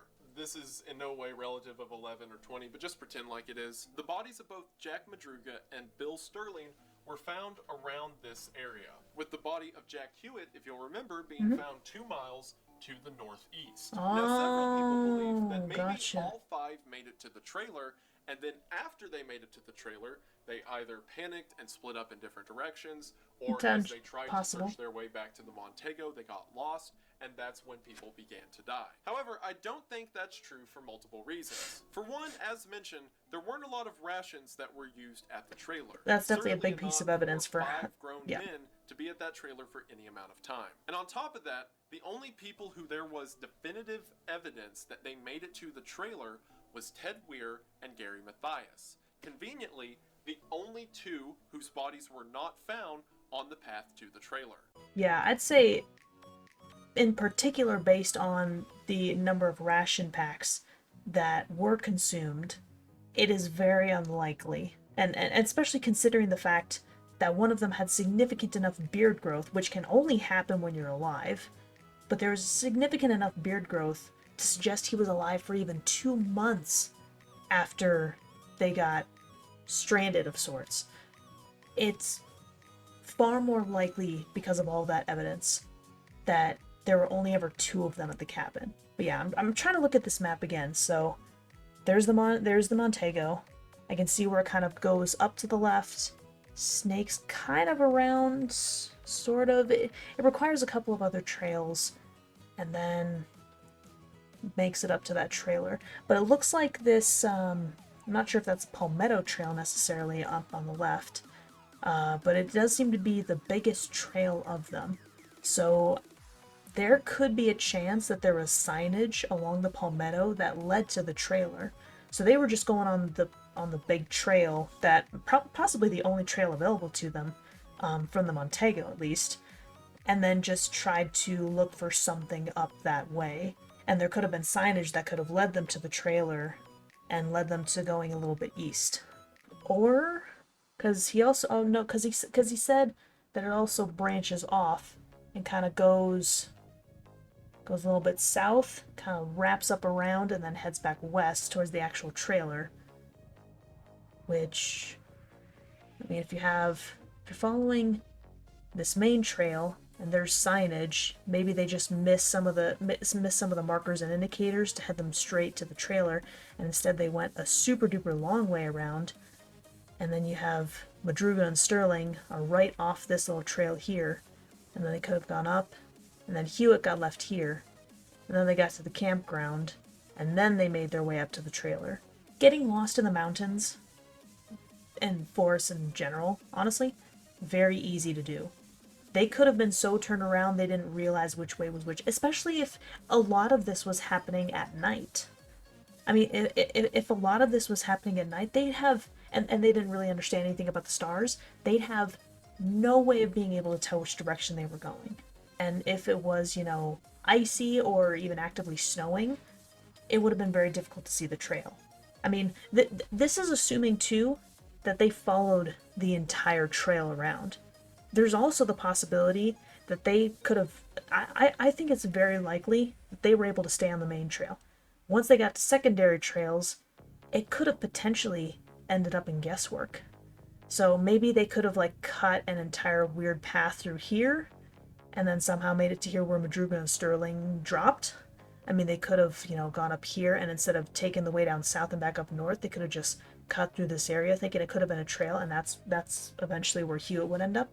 And then just a little bit west was the trailer. I mean, there are so many possibilities, all of them central to the fact that it is so easy to get lost in the mountains, in the forested mountains, at night, potentially during a snowstorm. Or at least potentially during, at the very least, a cold, snowy night. Ooh. And Gary's body was there. There was evidence that Gary was there. There's, frankly, strong evidence suggesting that he was there with Ted. And there's also a good possibility, too, well, I think one of two scenarios is most likely, where Gary did leave at some point and did not come back, and that's how Ted succumbed because he wasn't able to keep providing for himself because of the frostbite and the gangrene he was dealing with. Or Ted died first, and Gary eventually walked off on his own. I personally think it's more likely that Ted was the last to die, that Gary walked off and never came back, and then Ted succumbed because Ted did potentially live the longest. I mean, again, I suppose, yeah, no, never mind. It is equally as possible that Gary was the last to die as well, because his body's never been found. There's no evidence that, maybe he could have had some substantial beard growth as well.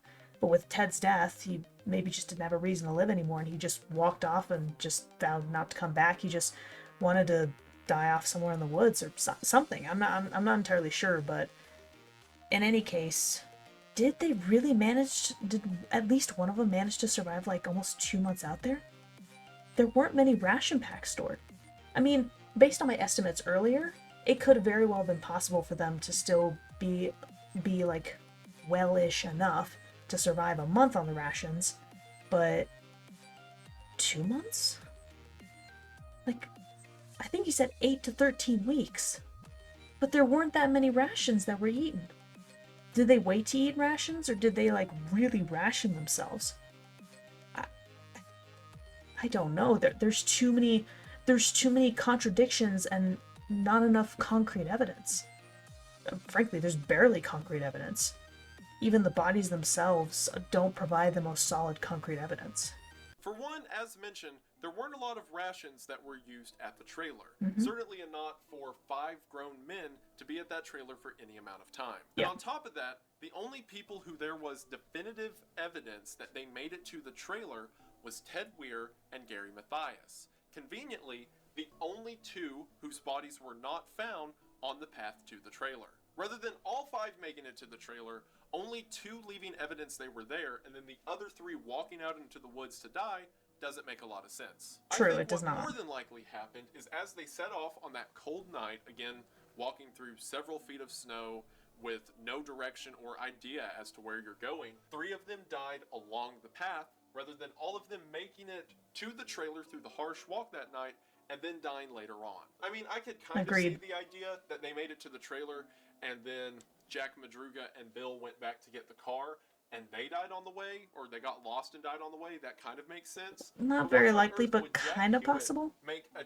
20-mile trek up to the trailer, only to then walk less than 2 miles away and then succumb to the elements. Yeah. And again, the evidence at the trailer doesn't support that the other 3 ever made it there. Now you may be asking yourself, okay, well why didn't the boys just follow the 11-mile trail that was half the distance than the one that they supposedly died on? Does Wendigoon think of the same thing I did? None of them had any idea as to where they were going.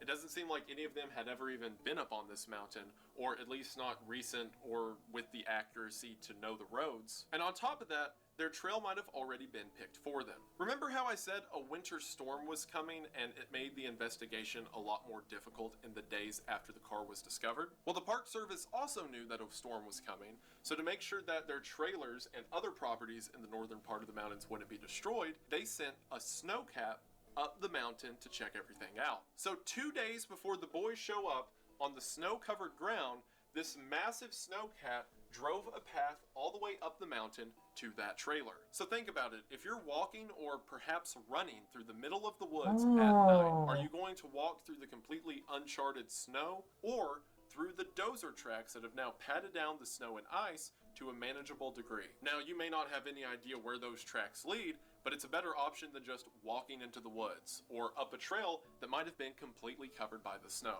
Okay, so I didn't even know about that. I didn't know that there was a dozer that had gone up to, like, clean up the trailer or bring supplies or whatever the case. If it didn't go down the 11-mile trail, arguably probably the bigger trail, maybe that trail was like, it had a greater incline, it could have had more rocks, narrower pathways, maybe water that was blocking it from taking that direction, and that's why it took that long trek around. that would make sense as to why the boys would follow that trail. And again, they wouldn't realize that they were making these crazy pathways instead of the more direct trail, especially if they did not know where they were and they had no way of being able to directionally find themselves. It still is kind of crazy how 2 of them did die like halfway along the way, but the other 3 managed to survive at least a fair further walk. One of them kind of almost made it to the trailer, very likely. And then the other 2 did make it to the trailer. Question, did Ted have frostbite by then, or did that come later? I mean, if they didn't have any heating supplies of any kind, he could have gotten frostbite and gangrene much later, which would actually make sense. Because once gangrene gets you, it can work its magic pretty quickly. I'm not really sure how quickly, but if Ted and or Gary really did survive to about like 2 months of time, maybe even longer, I don't think the frostbite or gangrene hit him until much later. Because I want to say that, you know, left untreated, gangrene could easily take you out or lead to infection in like less than a week. So, yeah. Now, you may not have any idea where those tracks lead, but it's a better option than just walking into the woods or up a trail that might have been completely covered by the snow. Now, I couldn't find any confirmation as to which path the snowcat took, if it took the 11-mile or the 20-mile path, but I think it took the 20-mile for 2 different reasons. I think so too. Well, really 3 different reasons. I still think that the 3 men being found dead along this trail pretty well confirms biggest supporter. That's the trail they took. But yeah. Number 2, the 11-mile trail seems to be much more steep than the 20-mile trail. The 20-mile trail is much more meandering and an easier way to get to the trail. What did I say? So perhaps the snowcat would have taken that one to avoid any icy inclines. And number 3, all of the reports from the time consistently say that the boys were on a 20-mile trail to the trailer. Now, if all of the reporters and police knew that there was an 11-mile one, then why say that the boys walked 20 miles? I think it's because investigators figured out initially that the boys probably followed the path of the snowcat, and then at the time they saw that the snowcat took the 20-mile trail. So whenever reporters asked how far they walked, the investigators just relayed that it was 20 miles. I say all that to say that I don't think Jack, or Bill ever made it to that trailer. There's a lot of theories as to what exactly went down at the trailer. Did some of the boys make it? Did one of them get scared and run away? But I think the only 2 who ever made it were Ted and Gary. There's some other small details about the trailer that are worth mentioning. For one, remember how I said there was a second sheet that had heating supplies in it? Mm-hmm. Well, among those heating supplies was a gas tank that, if a valve was turned, would provide heating to the entire trailer. However, it seems that this gas tank was never turned. This is just as odd, if not more odd, than the torches in the cabin never being used. Did they not know, or were they scared by it? But again, perhaps they were just afraid of something finding them out there. Also on top of that, that too, I forgot about that. Ration cans were opened with what's called a church key can opener. It was something very popular back in the 70s. People would have used it to open soda bottles, and it's likely that all of the boys were familiar with it. But there's a mention in the reports that one of the cans was opened with a P-38 military can opener. For this reason, a lot of people say Jack Madruga had to make it to the trailer because he was in the military and would know how to use the military can opener and may have even had one on him. But that doesn't make any sense, because do you know who else was in the military? Gary. And if you're asking if either Jack or Gary were more likely to keep a military can opener probably on, Gary. It would definitely be Gary. It's for those reasons that I think 3 of the boys died on the night of February the 24th, and why I think Ted and Gary were the only ones to survive in that trailer for potentially the next 3 months. Now that we know 3, oh yeah, 8 to 13 weeks still. My idea of what might have happened on the night of February the 24th, let's talk about the one witness who supposedly was there for the crucial moment that the 5 men left the car. And that is the testimony of a man named Joseph Schoen, whose car was stuck on the same trail that the boys' car was abandoned on. According to Joseph Schoen, he was driving up the mountain to check out a cabin that him and his family would be staying in that same weekend. February the 24th was a Friday, and on the 25th and 26th, him and his family planned to stay in a cabin at the top of Plumas National Forest, so effectively, Joseph was setting out to see how bad the snow would be for the family trip. He was driving up the mountain when, just like the 5 boys, shortly after crossing the 4,400-foot line and hitting the snow cap, his Volkswagen Beetle became stuck. Joseph gets out of the vehicle to push the car so that he can get traction and continue driving, when as he's pushing, he begins to have a heart attack. Now, Joseph had had a history of chest pains and heart issues, so whenever he felt the tightness in his chest, he knew it might be serious. As a matter of fact, the pain was so intense that he threw up and defecated right there on the side of the snow-covered road. So, not wanting to push himself until he, died, Joseph decided to sit down in his vehicle and wait for the pain to stop. Eventually, Joseph fell asleep in his vehicle until around 11:30 or midnight, he heard what sounded like someone whistling for a dog, or basically someone whistling as if they're trying to get something's attention. Joseph comes to and looks in his rearview mirror and sees that behind him, about 100 feet down the road, just over a bend, he can see the headlights of a vehicle. Joseph, seeing this as an opportunity to get help, gets out of his Beetle and walks over a short incline to see around the bend of whoever's headlights these are aiming up the road. Joseph says that he saw the 69 Mercury Montego parked right there where the police would later find it, but behind it was a rusty red pickup truck. Standing outside of both the Montego and the pickup truck were 6 or 7 people, one of which, he said, looked like a woman holding a small baby. Joseph sees these people and begins to yell for help. However, he says as soon as he starts yelling, everyone quits talking, they turn off their headlights, before it seems that everyone, or at least what seemed to be everyone in the hazy nighttime air, files into the red truck, and the truck backs up and goes back down the mountain. Joseph thinks this is just a group of people who got stuck, so everyone hopped into the truck that could still get out of the snow. And thinking that they just didn't want to help him, he gets upset and walks back to his car. He says about an hour later, he's looking into the rearview mirror and sees what appears to be flashlights in the tree line, walking back and forward. Again, Joseph gets out of his car and yells for help, but as soon as he starts to yell, the flashlights cut out. At this point, Joseph's just wholly frustrated. He thinks this is another person who's stuck on the mountain and just doesn't want to help him. So Joseph sits in his car and leaves the engine running to try to maintain some heat. However, at 4 a.m., his car runs out of gas, and seeing that the only other option is freezing, Joseph gets out of his car and starts walking down the mountain. From there, some good Samaritan gives him a ride home, and after all of this investigation begins, he gives that story to the police. Now, the majority of accounts you'll read, or people who talk about this story, just take Schoen's testimony that there was a red truck there and that it interacted with the boys, and they just leave it at that. They take it as Bible. For reasons I'm going to talk about in a minute, I believe almost none of Joseph Schoen's testimony. And as a matter of fact, I think Schoen might have had something to do with the boy's disappearance. Okay. And reiterating all the allegedlys and whatnot. But I think he did. Or at the very least, he knows more than he's letting on. But I'll talk about why in a minute. Shortly after the boys disappeared, the Yuba I'd like to County know about why Sheriff's before I Office talk put about out it. a reward of $1,215 to anyone who had information that led to the boys' discovery. Because of this, they had calls from all over the country, and even outside of the country.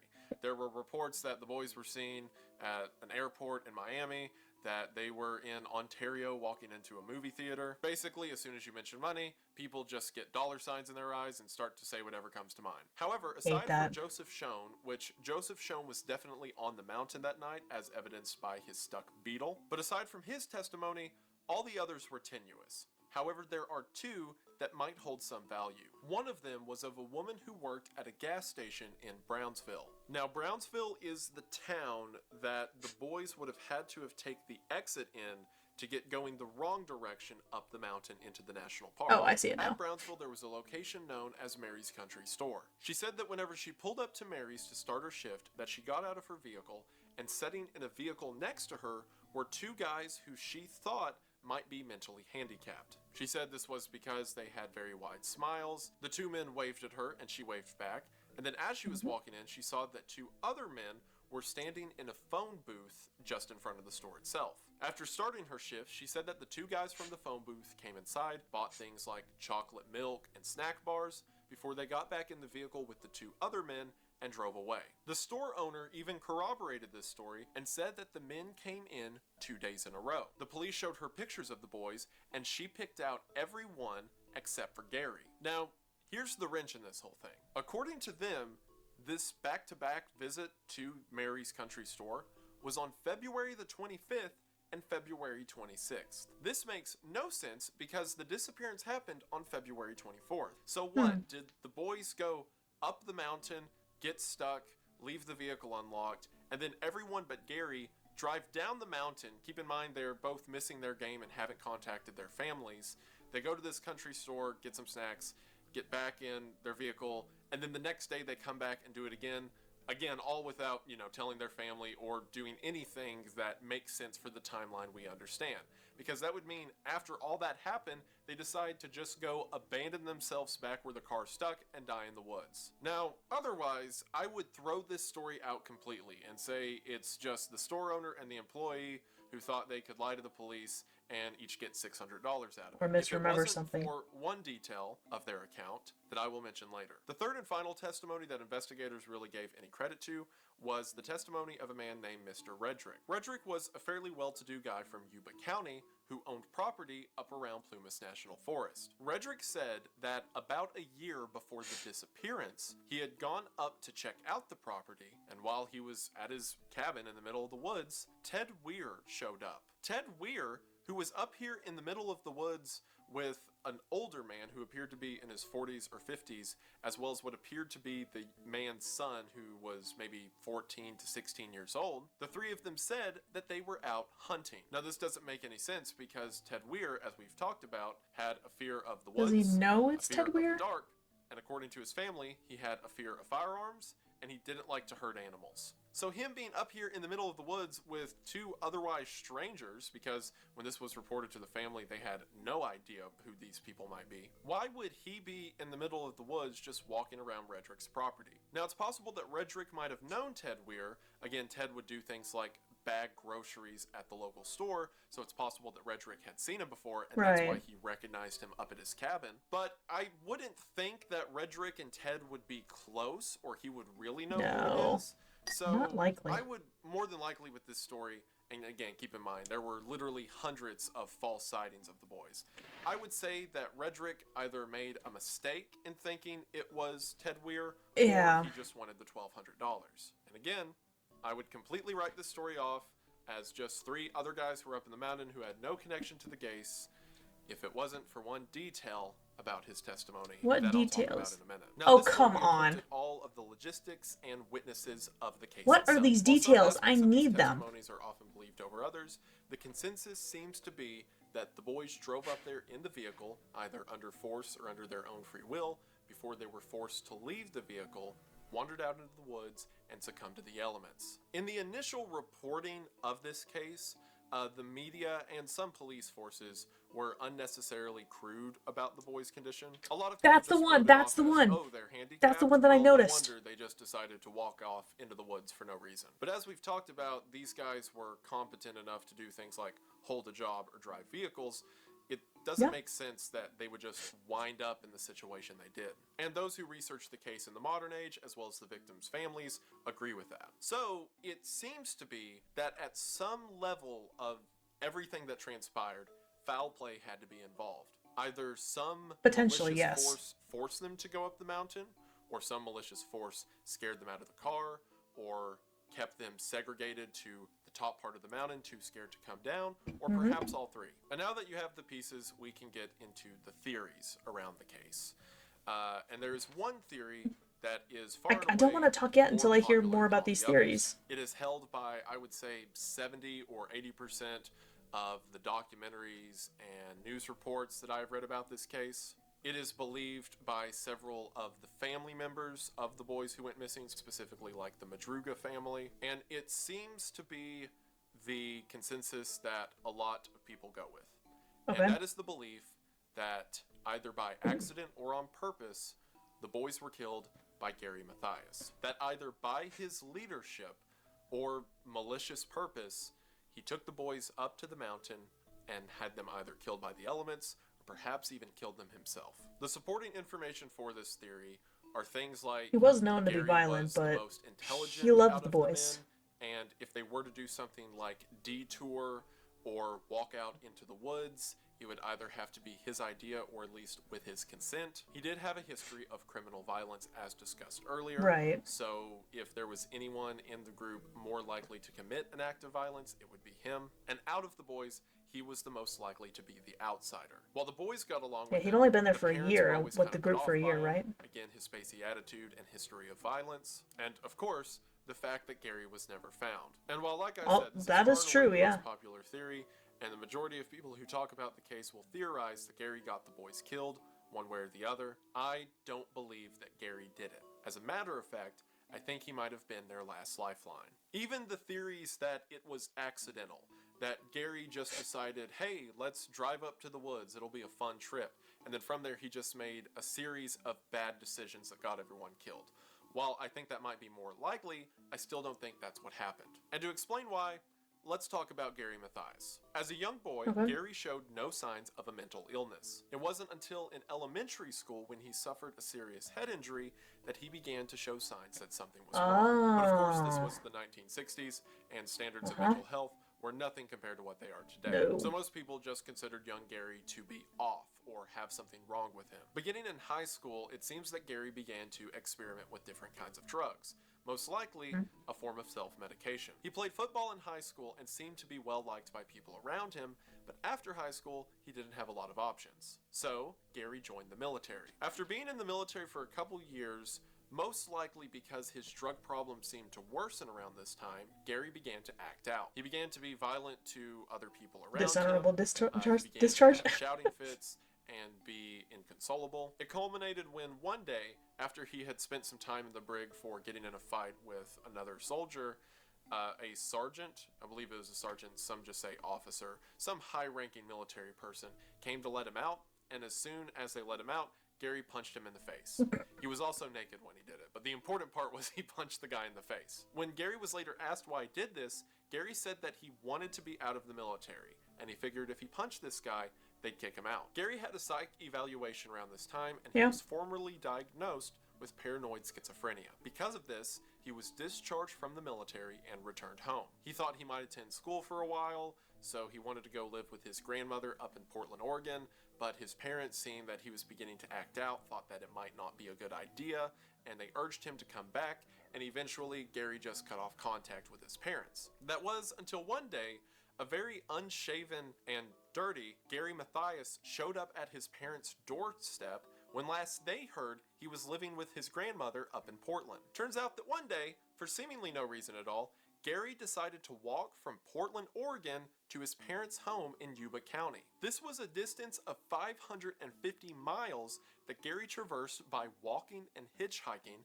doing things like stealing milk and dog food off of people's porches just to stay alive. So while he was unstable socially, sure, the dude had the fortitude to just pull out a map and survival and instincts. walk from God Portland damn. to Yuba all in one trip. It was a couple years after this, once Gary had returned home, that his violent tendencies began to crop up. Gary was about 23 at the time, and I'm not going to sugarcoat it. What he did was pretty bad. There were several occasions that men would fight him in local bars because he would do things like grope their wives. One time, after getting into an altercation with the man, he began to scream at the man's 3-year-old daughter and threatened to kill her. And in perhaps the most terrifying thing he ever did, a couple who was living in Yuba County awoke one night to see Gary Mathias standing in their bedroom, just cloaked in darkness. Whenever they freaked out and asked what he's doing here, he said that he was there to get a ring back from them that he needed to give to Satan, and that they're in his house and they owe him money. Because of this, Gary was constantly in and out of jail.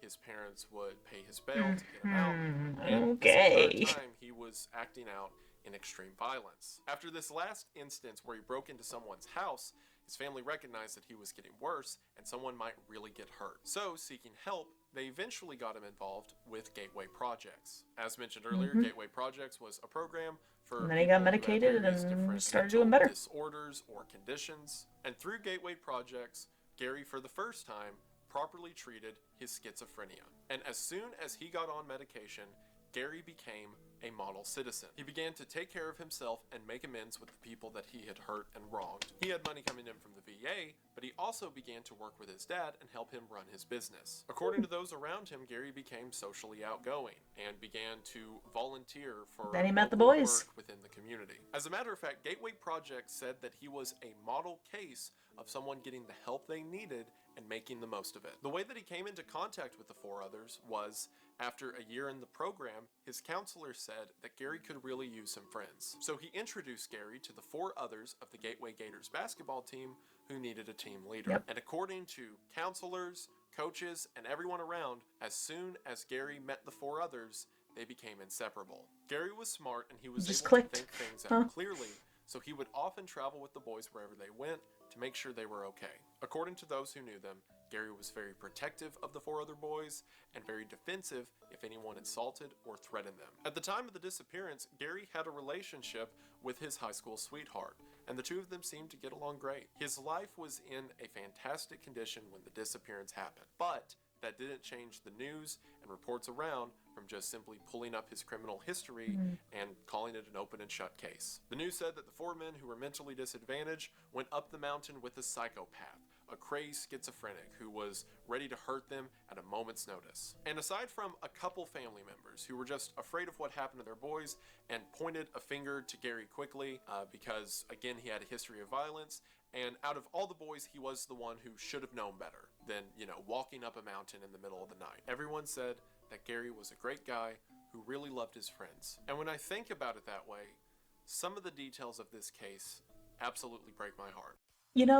As soon as he mentioned the widely accepted theory that Gary's the one who did this, whether accidentally, intentionally, maliciously, stuff like that, the moment he said that, I'm thinking to myself, I don't know about that. I don't know about that. And this information about Gary puts things into even more important context. Because, again, labels. He was labeled as having a criminal history, therefore, and something bad happened, therefore, he had to have been the one that caused the bad thing. Because he was the only one with a rap sheet, with, not good records, so he had to be the one who did it. And yet, he was probably in the best place in his life at the time of the disappearance. He got on when he got on medication, and the right medication, because you can have a mental illness or disorder, and you can get on a medication and it does not do you well. But if you get on a different medication, suddenly it helps you. Because our bodies are incredibly complex. Just because we have the same illness or condition doesn't necessarily mean that our bodies will react to certain substances in the same way universally. Sometimes there will be differences. Some people will experience more side effects than others. Some people won't experience any effects compared to others. And once he was on medication, whether it was the right medication the first time, or whether this was the 5th attempt or whatever, doesn't matter. He got on the right medication, he started doing better. He made friends with the other 4 almost instantly.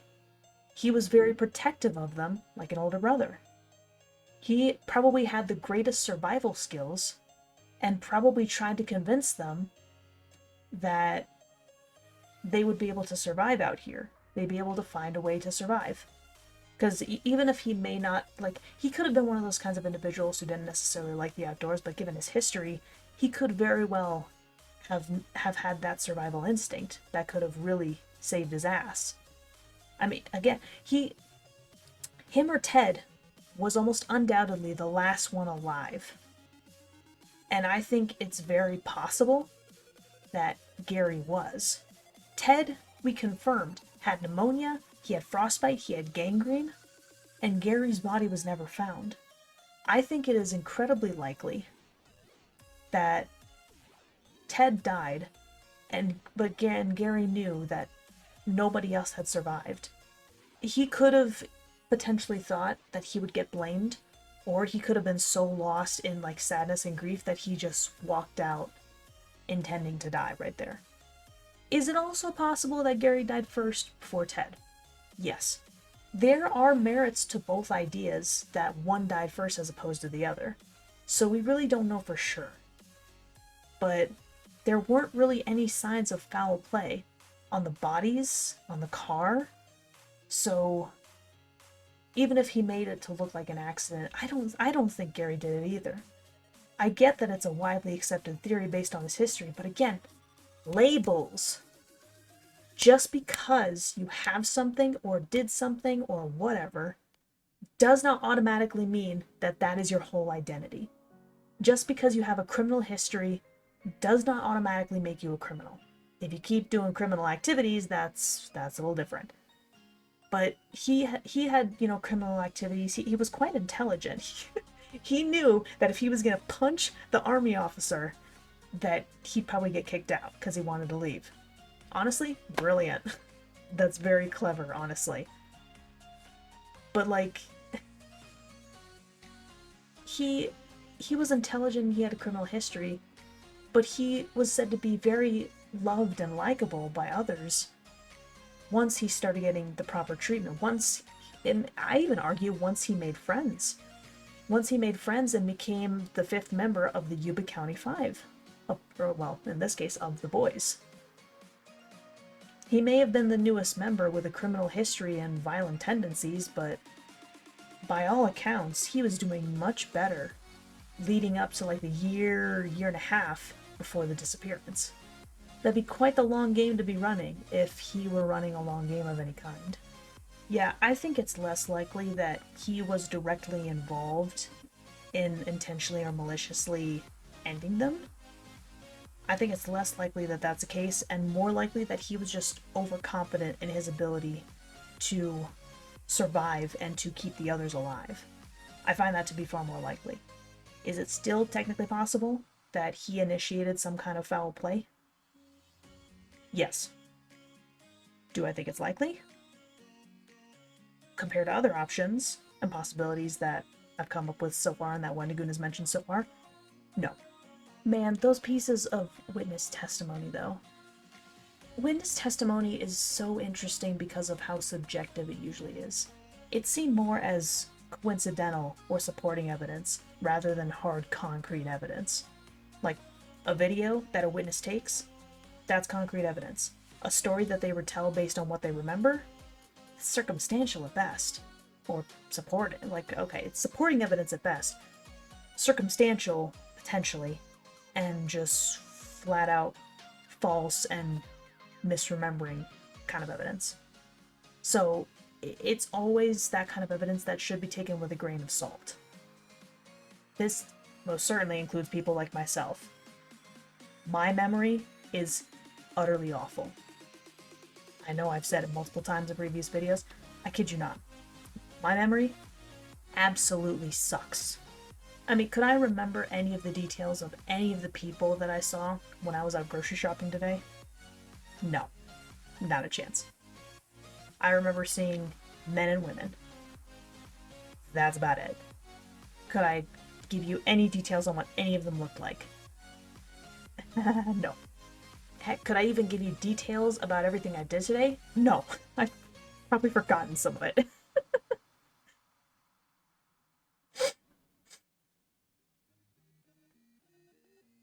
There are so many possibilities regarding the witness testimony, especially the 3 particular pieces that he mentioned, with the guy on the beetle on the road, the Mary's country store, I believe it was, the cashier and the owner and stuff like that, and then the other guy who thought he saw one of the boys a year prior.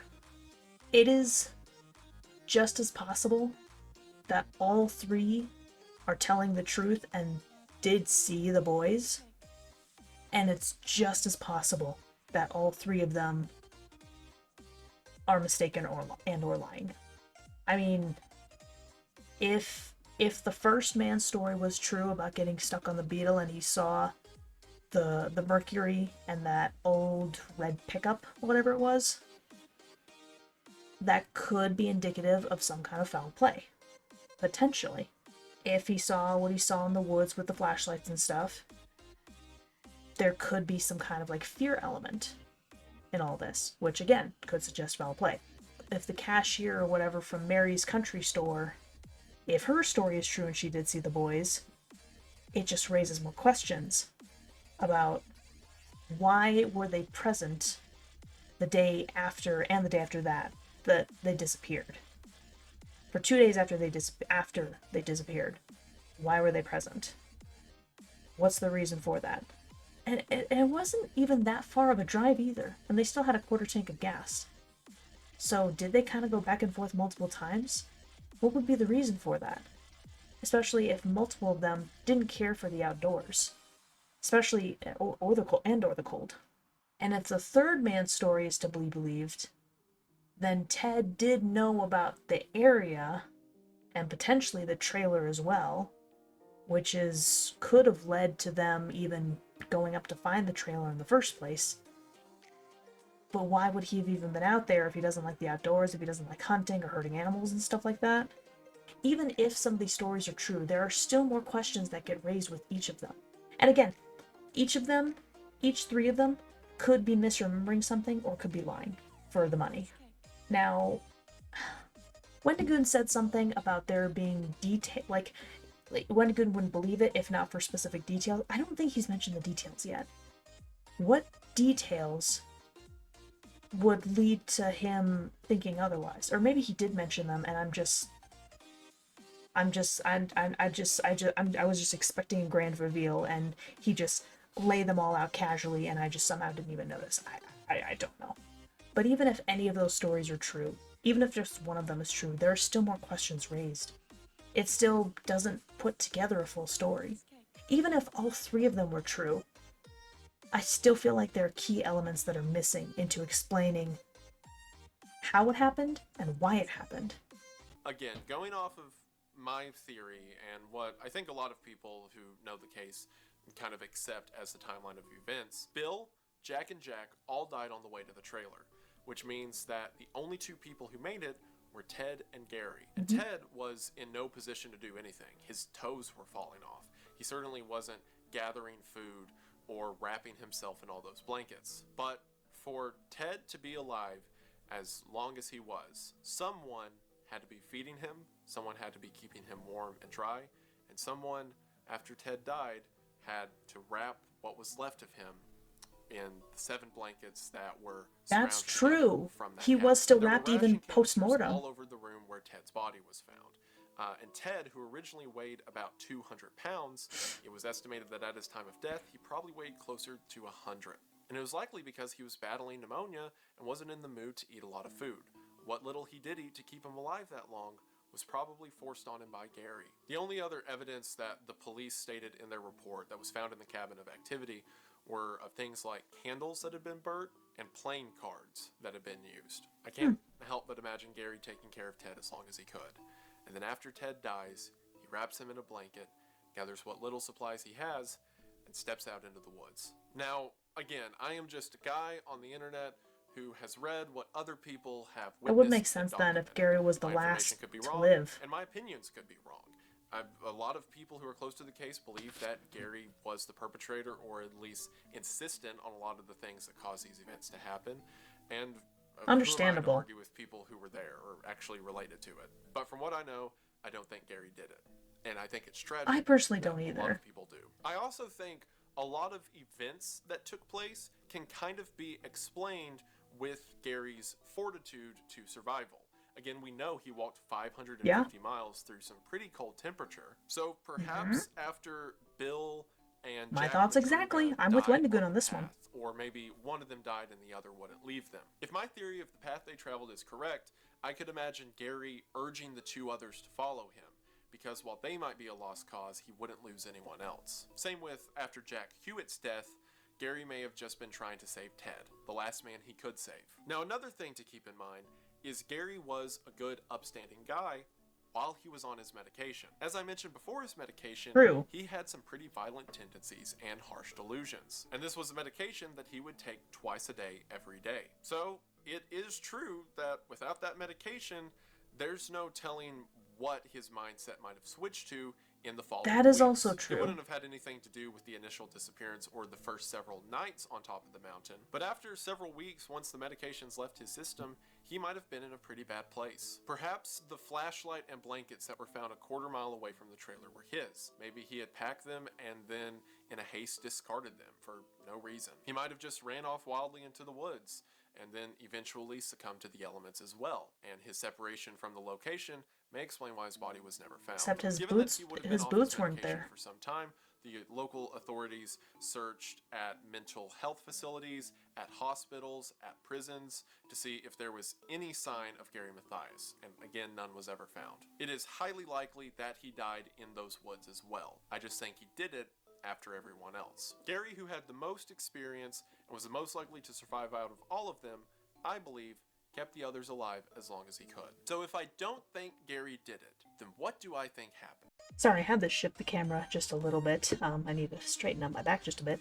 So, before he gets into talking about his particular theory, I did not even think about that. I talked a lot about, how he was medicated and stuff like that, but I didn't think about the potential ramifications of what if he wasn't on his meds as a result of being stranded out here. And I think that there are kind of two possibilities. Is that, one, he simply didn't have his medication with him, and as a result, once the medication started to leave his system, it did create that imbalance that could have led him to perhaps do something he shouldn't have, or led to, like more delusions and whatnot. But I think it's also possible, given that they knew that the game might be late, that he could have potentially taken his medication with him. So he may have still had some medication with him to at least last him for a little while. We have to remember too, based on the hair growth, on the beard growth of Ted's face, he survived a number of weeks, which Gary would have undoubtedly tried to help. So the more I think about it, the more likely I believe Gary was the last who died. But Ted had already been surviving at least a few weeks, given his, granted, I don't know exactly how much beard growth you have, but if it was significant enough, it could have been a few months, or he just could have grown it really fast and it could have been a few weeks, but in any case, he survived for a while. I don't necessarily know. I think what may have happened is he got frostbite, which didn't turn into pneumonia until later, which also didn't turn until gangrene until much later, but he just couldn't get warmed up for some reason. We also don't really know who opened up the sheds. It could be possible that Gary opened up... Here, let me move this. It could be possible that Gary opened up the shed and knew that the heating supplies would be useful. It's possible that Ted didn't even know about the heating supplies, but Gary did, because he was still fit and able enough to be able to, get that stuff, to check on it and whatnot. Perhaps if Gary was already starting to suffer from delusions, whether because he wasn't taking any medication at all or he was taking it less frequently, that he just simply forgot, or he realized that he didn't need to take these heating supplies and decided not to tell Ted about it, even though it could have helped him with his frostbite. He could have forgotten, he could have had ill intention, or maybe he just didn't know how it worked, which doesn't seem quite as likely, but is still technically a possibility. But those are the three most likely possibilities as to why the heating supplies were never used. I don't know for sure. All possibilities are possible. One I think is less likely than the other two, but they're all possible. It still, I feel like, doesn't fully explain the rash. I mean, I know the coroner could have said 8 to 13 weeks as a result of the beard growth. It could also be just as possible that Ted was only alive for a few weeks before succumbing, and then Gary took a few supplies, went off into the woods, and was never seen again. So it could be that the timeline is just shorter than the coroner could have estimated. It is possible that his beard hair just grew really fast. That's really a key piece of telling evidence, is how fast can a clean-shaven man grow a beard? I don't know. It's different for everybody. I mean, same with hair. My hair can actually grow pretty fast. And it's just as possible that Ted could have just grown it very fast. If it grew slower for him, then he very well could have survived the 2-3 month timeline, but that also doesn't explain why were there so few rations that were taken. I suppose, though, if he was having, say pneumonia and then eventually gangrene issues, like I kind of mentioned earlier, he could maybe have become less and less enthralled by food, whether as a result of just general distaste or nausea or actual, I don't know, vomiting. But in any case, there's I wouldn't even say there's a lot of conflicting or contradicting evidence. There's just a lot of questions. Questions that we just don't have the answer to. Questions that, well, frankly, I don't think we will ever have the answer to, but questions that are just difficult to make sense out of. Alright, Wendigoon, what's your theory on this? He was just about to talk about it. Gary, who had the most experience and was the most likely to survive out of all of them, I believe, kept the others alive as long as he could. So if I don't think Gary did it, then what do I think happened? And to answer that question, let's look at Joseph Schoen. So in the news reports and even some of the police interviews after the disappearance, Joseph Schoen is painted to be just an upstanding family man who had a bit of a health scare, and then he was very complicit with the police and wanted to see these boys returned home safe. And that is not at all what he was. Joseph Schoen was the town drunk and had a habit for making a fool of himself and driving drunk and running his car off the road. He was a compulsive liar, and according to those who knew him, very annoying. Because he would drive drunk so often, it was a common sight to see his Volkswagen Beetle ran off the side of a road. And initially, it's a small community, people would go to help him out, but he was always hateful about it, never grateful, and just made their day worse. Rude. So eventually, it was not uncommon for his car to be left at locations for days at a time because no one wanted to talk to him. Ouch. One of his family members even said that if Joseph Schoen was ever murdered, the case could never be solved because the entire town would be a suspect because everyone had a reason to kill him. Remember his whole story that the reason he was going up there in the first place was because he was going to check out a weekend cabin that he was staying at with his family? Well, it turns out that he did not own a cabin up there and did not rent a cabin up there. All of that was a lie. What more than likely was happening is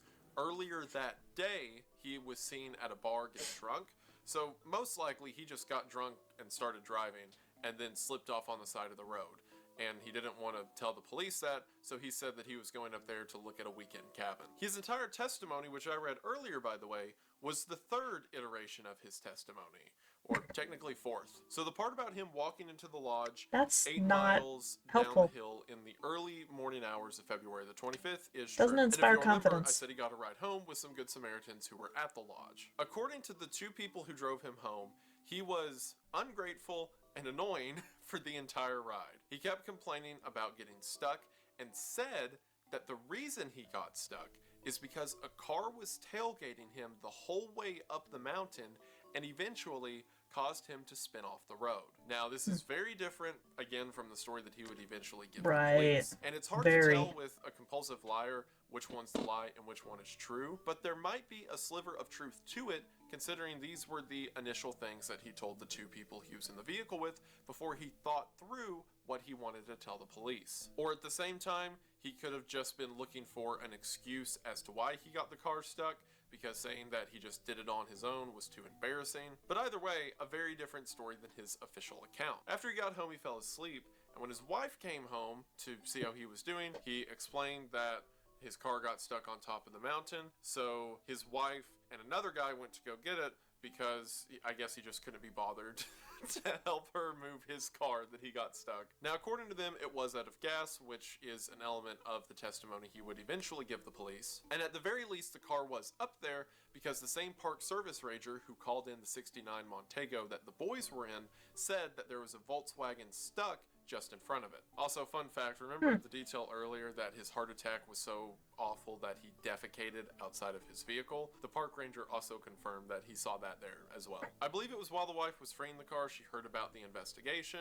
The husband called the police and gave them a very brief version initially, saying that he was up there and he saw that car and he saw some boys standing around it. So then the police call him back a couple days later to get more details. In this second phone call with the police, which is now the 3rd time that he's told this story, he said that whenever he walked and looked at the car, he saw 2 to 12 people, which What?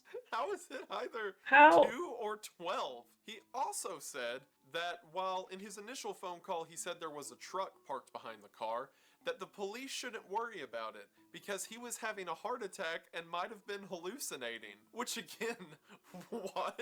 I know heart attacks can be pretty bad and all, but you just imagine a truck and 10 other people were there? His story had a lot of inconsistencies, so for Yeah. the final time that he gave his testimony, the police sent someone to interview him directly. By this time, over a week had passed since the boy's disappearance, and Joseph Schoen was in the hospital. He had finally gone to the hospital over his heart attack, and the doctor confirmed that he did have a heart attack.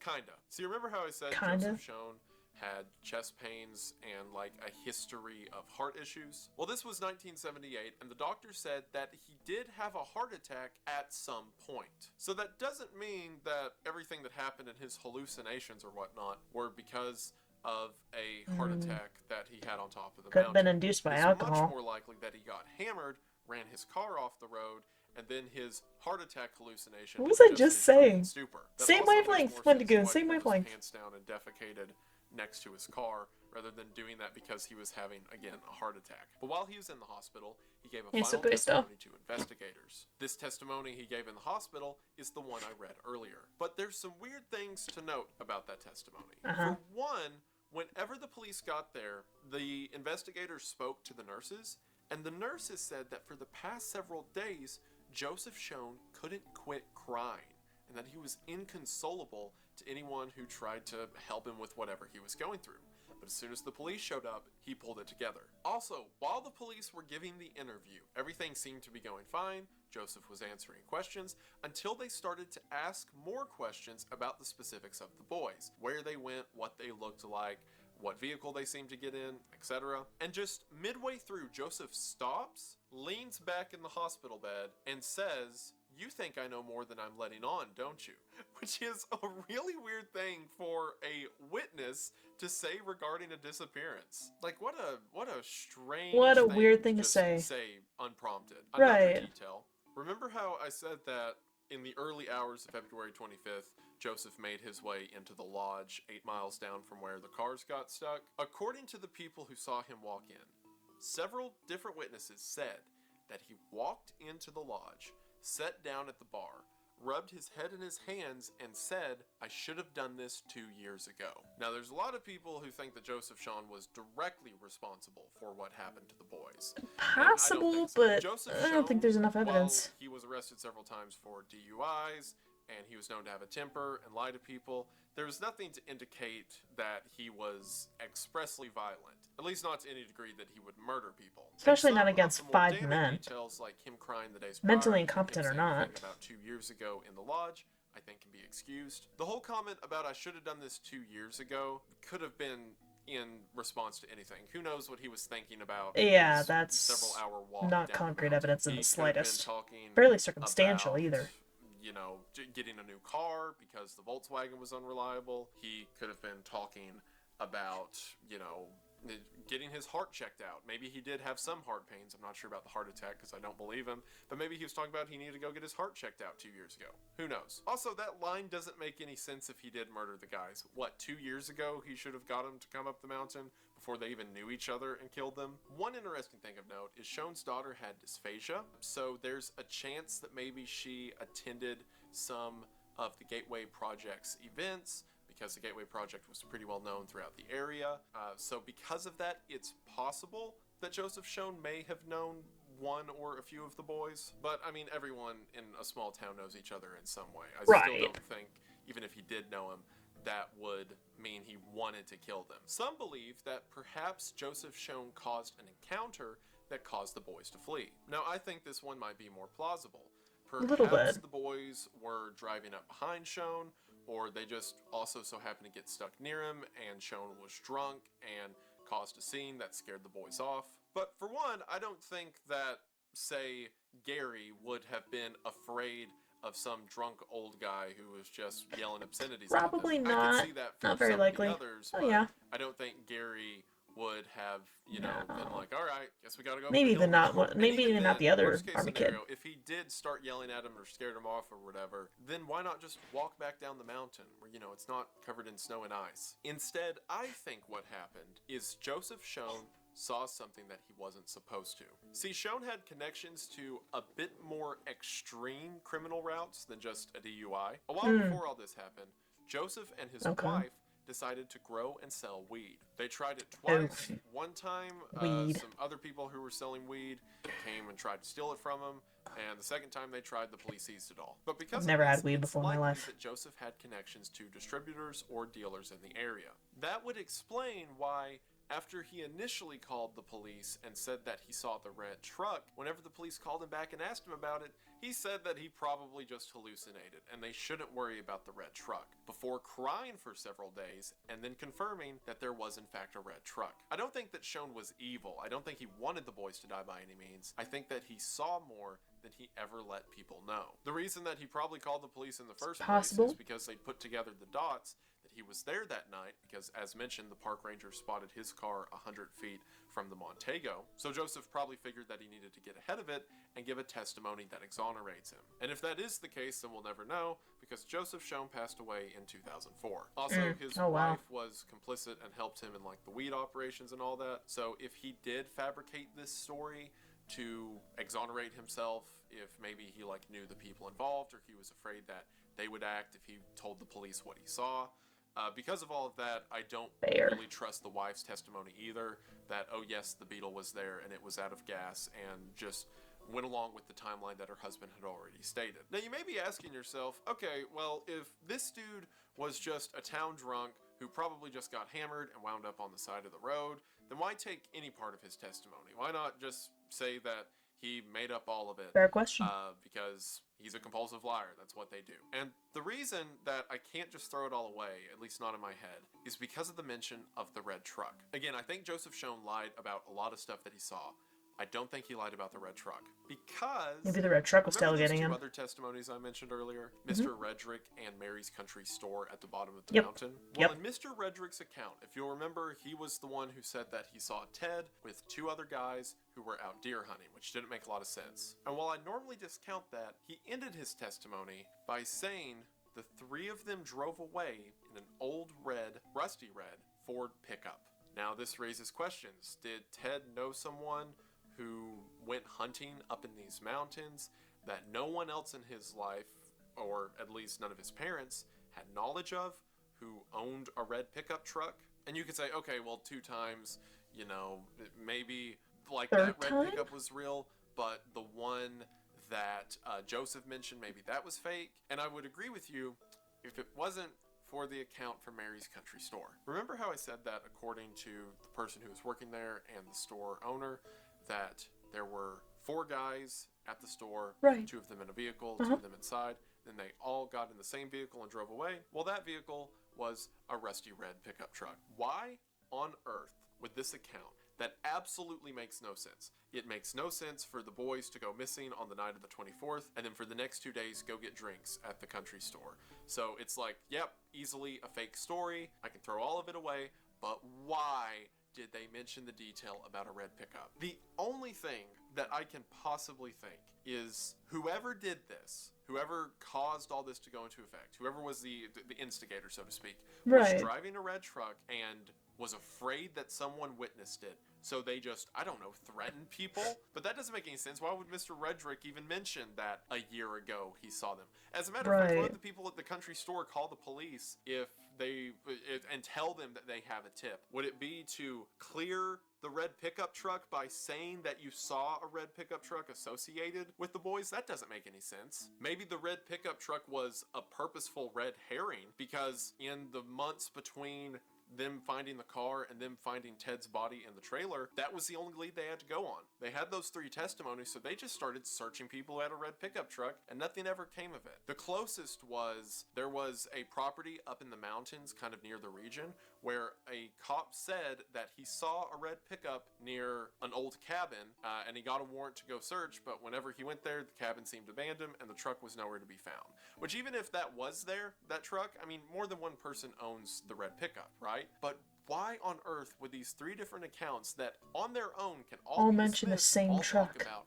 the same truck? It drives me crazy. Out of all the details of the case, that's the one that's the most unexplainable. I can theorize about a lot Agreed. of it, but there's no way I can reconcile that the boys went to a country store 2 days in a row and then went back up to the mountain. If it was someone kidnapping them, I can't imagine that. If it was them working, like they were initially working well with someone and then they ditched them on top of the mountain, I can't imagine that. Why wouldn't Gary be there? Why would they go back up there in the first place? Even if you had a scenario like the truck shows up and just by coincidence, I guess, the truck shows up, offers to help them with the car, and then they spend 2 days working on the car before inevitably dying up in those woods. And I don't believe other details of the account from the gas station as well. The woman who called the police said that she saw Jack Hewitt operating the phone.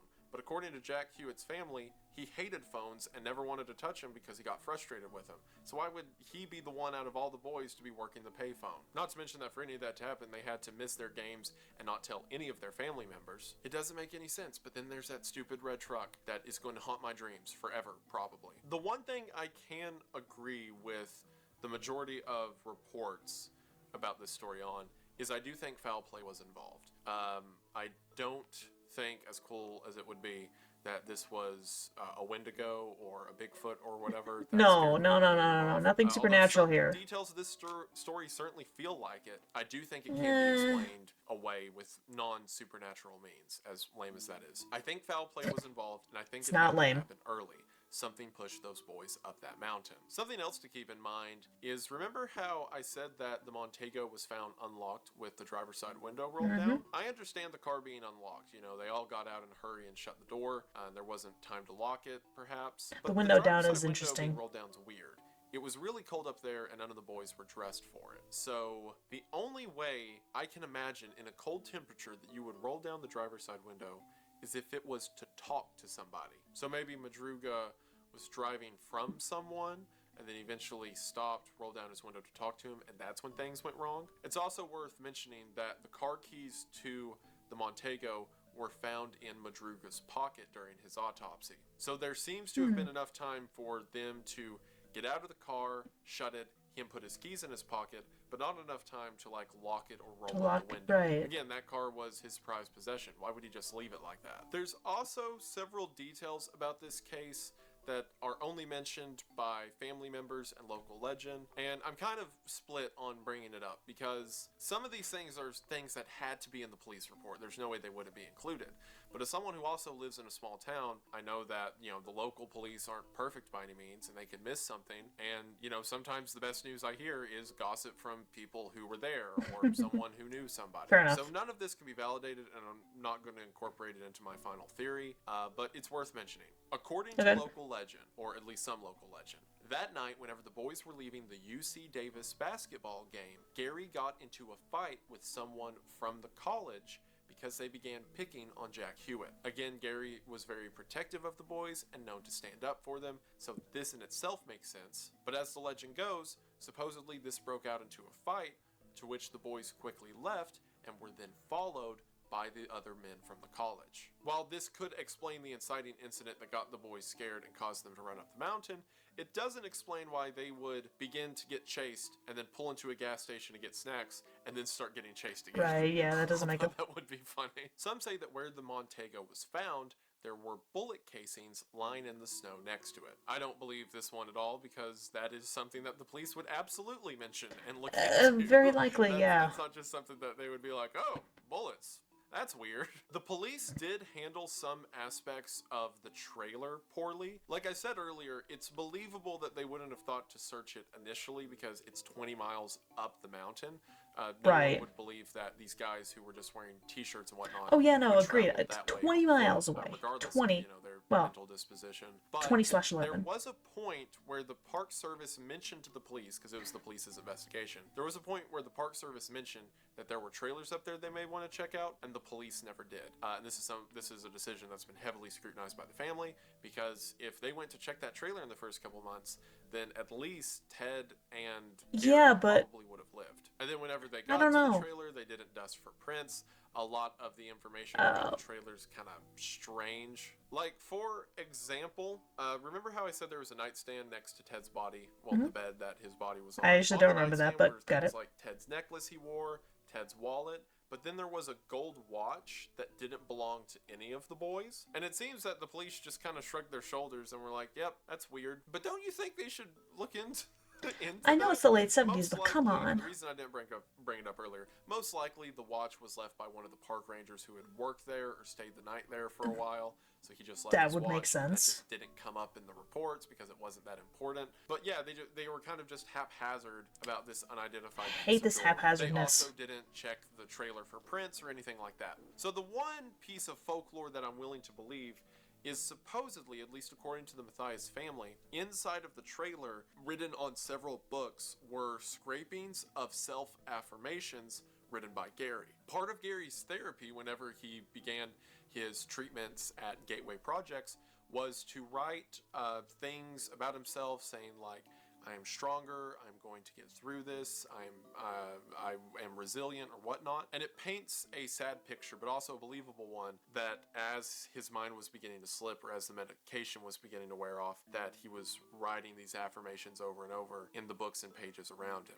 Also while he was supposedly taking care of Ted. So I'll accept that little piece of That is urban certainly legend possible, around it, yeah. but I can't believe that, you know, there were bullets fired and, you know, shell casings everywhere and the police never mentioned it. So after all of that, what do I believe to be the reason that all of this happened? What do I think happened on the night of February the 24th? And I don't have any definitive answers, but there is one theory that, as I found out more details about the case, continues to make more sense to me, and it's going off of a lot of assumptions and a lot of what ifs, but everything At about this, case I was about to is, say you know, this is everything the would best at this I've got. point. According to those who knew Gary Matthias, he had a group of friends over in Forbestown. Remember how I said earlier that, like, Shone was trying to grow weed for a while and he ran into competition effectively that tried to steal it? Well, that was because this region was known for making, growing, and selling drugs. And while Gary would eventually get involved in things as intense as meth, back in high school he was known for just smoking weed, as were most high schoolers in the 60s. So while I'm not willing to believe that Gary decided to take the boys up the side of a mountain for no reason at all, I am willing to believe this happened. Maybe the boys are out one night and they're going to this UC Davis basketball game and they're all having a good time. They've got a tournament in the morning they're all excited for. So maybe Gary just makes a suggestion. Hey, do y'all want to get high? Not in an act of maliciousness, as some believe, or of ill will towards the others, just a lack of thorough thinking. Forbestown is at the same exit and closer to where they eventually ended up than Yuba City. So maybe on their way home, he decided to direct them down the road to end up at Forbestown. And maybe once he got there, something bad happened. Maybe it was a fight.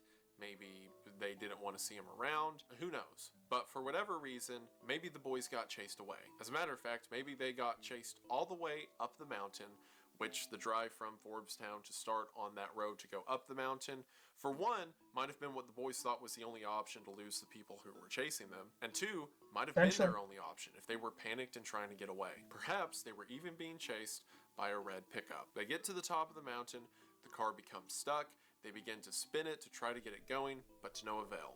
The truck's speeding up behind them, and with no other option and not enough time to get out and push, the boys simply get out and run. They run into the night, 3 of them succumb to the elements, and over the next several weeks, Ted and Gary hole up in a house waiting for rescue to come, while Gary is too afraid to light a fire or do anything that may attract the attention of the people chasing them, to which eventually Ted and Gary succumb to nature as well. Joseph Shone, by dumb luck, wound up on the mountain that night, and knowing that the people in the region, perhaps even the same people who stole his weed several years back, are not to be messed with, recounts his initial statement that he saw a red truck that night, before feeling guilty about it while he's in the hospital, and then telling the police that he did in fact see a red truck, with the caveat that he gets defensive whenever his name is implicated in the disappearance. It's not perfect, it's got a lot of holes, but it's the closest thing Every that I can theory think will of. at this point. And then I guess the people down at the store who called in and said that they saw the four boys,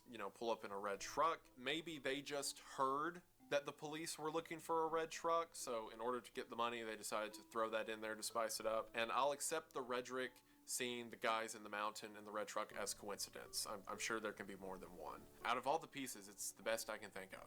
Other people have pointed out that maybe Gary and the boys were trying to drive over to Forbestown because the road between Quincy that they were taking up the mountain and the road to Forbestown are kind of similar at spots. So maybe after they took that detour to Forbestown, they just got lost and wound up on top of the mountain. But that doesn't explain things like they didn't get out to push the car, them just walking up the mountain, up the snowpack trail rather than back down the mountain. That doesn't explain them leaving the window down and the car unlocked. I do definitely believe that something chased them from the bottom of that hill to the top. And then I think after that, nature just took its course. What I will say about this case, definitively, aside from all the theories, aside from all the possibilities of who was responsible, of what was responsible, this is one of the scariest things that I have ever read about in true crime, in missing 411, etc.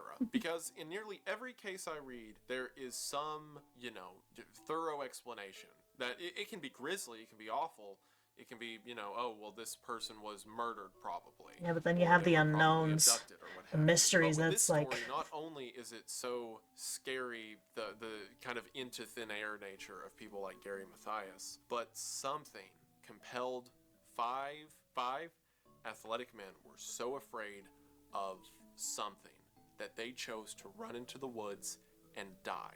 And that is terrifying. Brings me back to Dyatlov Pass. That Gary and Ted would have been in that trailer. I understand that Gary's medication would have wore off and his paranoid schizophrenia would have been just horrific. I couldn't imagine what he went through. And that explains why he didn't make a fire later, but he also never made a fire in the beginning. There was no sign of a fire being started at all. Not only that, but as I mentioned, in the shed outside of the trailer, he could have just turned a lever and lit the house. Could have, provided warmth, supposedly saved Ted. But something had him so scared that he wouldn't dare make himself warm. It is a case that haunts me. What pushed those men up the mountain? What got them so scared they abandoned their vehicle? And what made them choose to die in the snow rather than go back the way they came or go anywhere for help? One final detail I want to mention is, according to Gary Mathias' sister, she said that Gary would often tell her that he used to have these dreams that one day him and a group of boys would suddenly disappear. Now, a lot of people look at this story with a sort of malice, saying that Gary was planning this disappearance all along. But it seemed that Gary feared these dreams, and in my opinion, makes this story all the more tragic. As I mentioned earlier, this case is over 40 years old, and we're probably never going to get definitive answers. No, not at this point. Theories, and there's several people locally who think they may know the players involved, several of which might be people who are still alive, people who are given code names on the internet, but people locally know exactly who it's referring to. And there are some who say that the story will come out once these individuals are dead, that there are people in town who know exactly what happened, but they don't want to start a whole legal case over it and, drag people who are otherwise not involved into being involved. So there's a chance when all that happens that maybe we'll find out. And I hope that 5-10 years from now, I can make a video giving, the full breakdown of what happened that night to the Yuba County. Wouldn't that be something? Not likely, but it would be something. Remain a mystery that has made me lose sleep, a mystery that has stuck with me, and just the terror of these 5 poor men who suffered so much in life as is, being pushed to quite inexplicable horror. And it gets to me. I don't know. Something about the kindness of the men and the hopelessness of the situation. Imagine being so scared that you as a person, that you run into the snow in the middle of the night in the woods, knowing that you're probably going to die, but that's the better option than whatever lays behind you. It's horrific. It's a terrible state of mind no, definitely. that few people have to be in, and it hurts that it had to happen to these boys. But that is the disappearance, and that is the case of the Yuba County 5.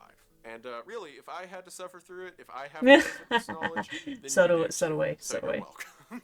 But I'm glad you're here what to can I suffer say with me. except It means you're the world. welcome. I just want to say thank you for watching. As I mentioned, this is a case that has scared me a lot, and I mean it. Like the title about like the scariest case and all that, I read about a ton of these things. So many different, like, oh, an inexplicable disappearance, and this happened to this person and that.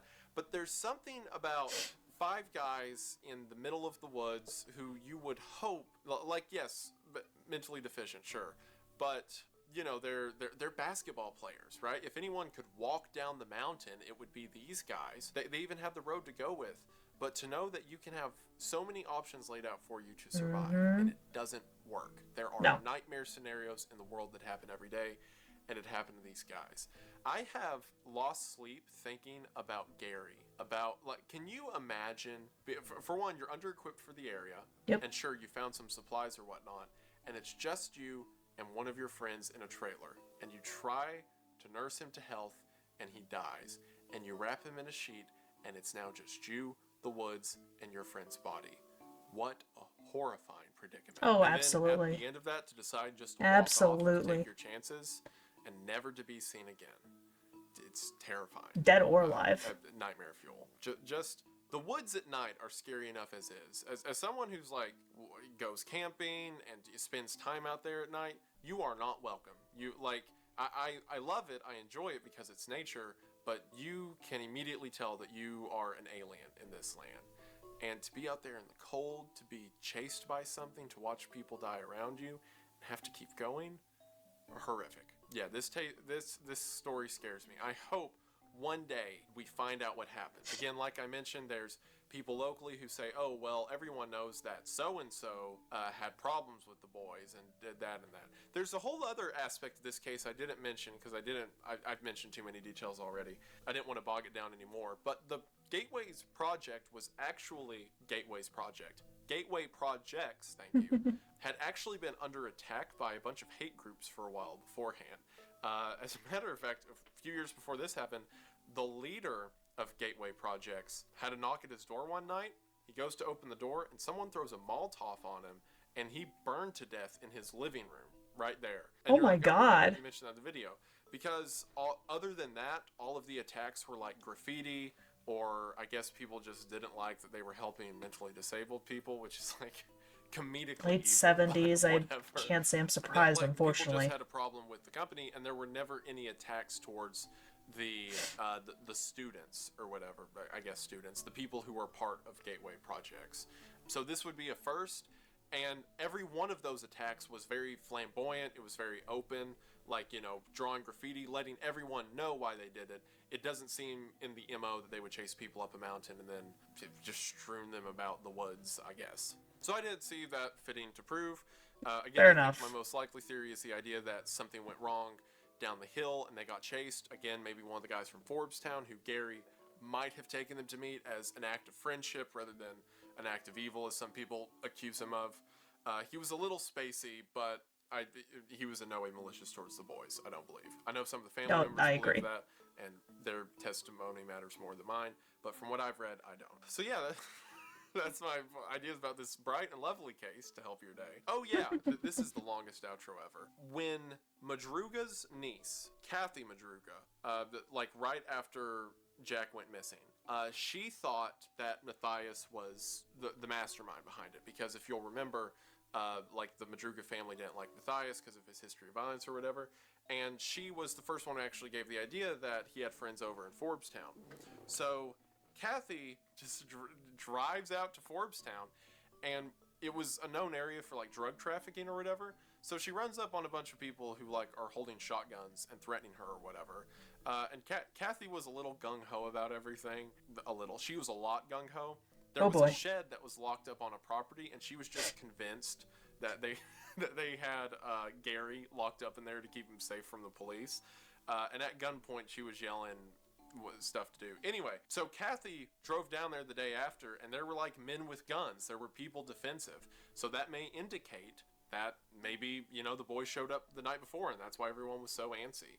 The police did go investigate Forbestown and ask around, and all of them said that they hadn't seen Gary in the past couple years since he got clean. But again, that's what they would say if the night before they had chased him up the mountain and got the boys killed.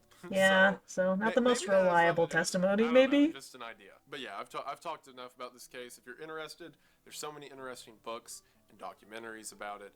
that I believe you should go check out. Actually, there's one more thing I want to mention. So one documentary I watched about this case, it was a TV show called Cold Cases, which was on a network. Oh yeah, I remember on Cold YouTube Cases. TV, I forget the name of it. That is just about cars. So I was like, okay, what's this Cold Cases show doing about cars? I think it's just cold cases related to vehicles, because the whole episode was about Joseph Schoen's Volkswagen Beetle. Remember how Schoen said that he left the car running to keep it warm at night? Turns out a Volkswagen Beetle from that year, the heater wouldn't run unless the engine's RPMs was running. So unless he was sitting there revving the engine all night, he wasn't getting any heat from the vehicle. But again, I think Schoen was a liar across the board, so that's just a cherry on top. But like, people get so detailed about this case, there's a documentary about Schoen's car. Jesus. Like, the rabbit hole keeps going. Again, one day I hope that I can make a video giving a definitive answer. Hope. Yeah, they'll do it for but now. not likely. But with all that out of the way, I just want to say thank you for watching. This is a case that I care a lot about, and I hope to see something come of it. And hopefully you all do too. I've spent so long rambling about it and thinking about it that, frankly, I'm going to be happy to sleep now. Maybe. We'll see. But I hope you all enjoyed. I'm really happy to see that on the last video, after not doing an iceberg in a long, long time, it's nice to know that you all still care. And it means the most. I appreciate it. And hopefully you all care about But of course, that is weirdly important to me for some reason. I've developed a strange parasocial relationship with these boys. Some people do that with like cold I cases hope like some this. information comes of it. If there's anyone out there who knows about, is into the local stuff and all that, and they can clue me in on any information that isn't Hint, going hint, to wink, put wink. me in a courtroom, that would be cool. Email down below. But for real, thank you all so much. I appreciate it. With that should do it. Gonna get to editing this. Thank you, Caitlin, for editing this. And then we'll get it up. That threw me off. But I believe that should do it for now. But I just want to say thank you for watching. But of course, sir. And I will see you in the next one. Bye. Oh man, losing sleep over something like this, huh? I guess I kind of get it, but at the same time, I kind of don't. I must have like something close to a heart of stone. Not quite a pure heart of stone, but close enough, because I know so much about like all these kinds of conspiracies and cold cases and these strange mysteries that would keep so many people up at night, like Wendigoon was just talking about. I've never experienced that. I think the closest I ever experienced, I didn't actually experience it, by the way, but the closest I ever experienced was Miss Pac-Man, which I'm gonna say right now, please do not look up. It is one of those things that is so dark and grim, you can really only find it on dark websites. I kid you not. Please do not look this up, and let me just explain as simply and as non-gorily as possible. That by far was the most disturbing video I think I've ever seen. It was a woman who was like half decapitated at her jaw. Like, we're talking blood everywhere, and she's still alive and making these ungodly gurgling sounds and just staring and just eyes crying like she's pleading for help, but she can't say anything because she's half decapitated. And it's just a very, very unsettling, uncomfortable, and grim experience. I'm warning you, do not look this up. If you have morbid curiosity, there's nothing I can do to stop you, but all I can say is, I warned you. But just take my word for it. If you have anything close to a weak stomach, and you don't have a morbid curiosity, I implore you, do not look this up. My sister and one of her coworkers somehow found out about it. And my sister was telling me about it. And I'm like, I don't think I've ever, I may have heard of it, but I don't actually know what it's about. And she was like, I think I still have the web page up if you want to see it. When I did see it, when I did watch it, and when I listened to it, she looked away.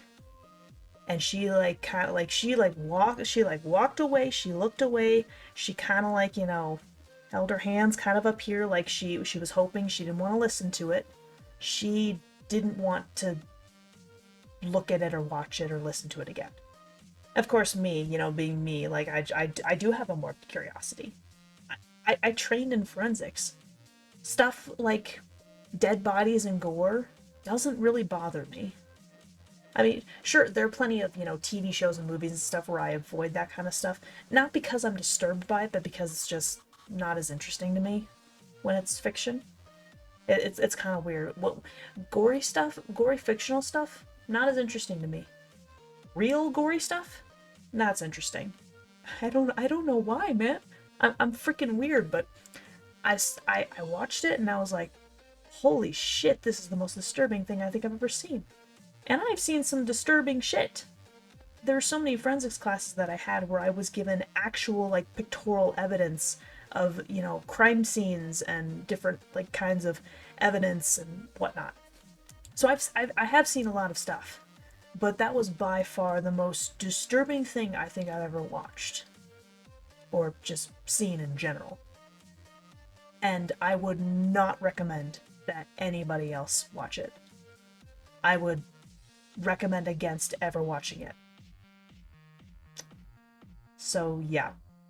And I know that me saying it over and over again it probably gets at your morbid curiosity more and more and more that you want to see that, and I guess I should stop talking about it, but if you watch it, I warned you, okay? Just please don't. In any case, that did make me a little uncomfortable for just a little bit. It did make me lose sleep. I will say that. But I'm built different. I can handle that kind of shit. I mean, you saw me when I was talking about the like the Yuba County 5, like looking for images of the bodies, especially of Ted's, because it was probably the most complete or preserved, and I couldn't find any. And you saw how disappointed I was. I mean, heck, even with Let Me Know's Jack the Ripper video, I like the opening disclosure was something related to certain images and stuff are not going to be shown due to gore or stuff like that. And I think you just hear me go, "Oh, I get it," but oh. I mean, heck, I just looked them up on my phone because I had forgotten what the images looked like, and I'm like, oh yeah, that's what they look like, just casually, because I can handle that stuff. I think more to that point, I just find it fascinating. I mean, is it tragic and sad? Of course it is. I mean, of course it is. We're talking about human beings that have died under tragic circumstances. Of course it is tragic and sad. I'm not trying to make it sound funny or anything. If that's the way it's coming off, I do apologize, but that's not my intention at all. I'm not intending to disrespect. It's just I have this insane, utter fascination with dead bodies, with cold cases, with mysteries, with decomposition, and all that good jazz. Well, in this case, all that bad jazz. I just have intense fascination in that kind of stuff. I really do have an odd, morbid curiosity. But going back to what Wendigoon was talking about on his theory, it's a solid theory that he has. Obviously, like you said, there's still a lot of holes, there's still a lot of questions that don't really have answers.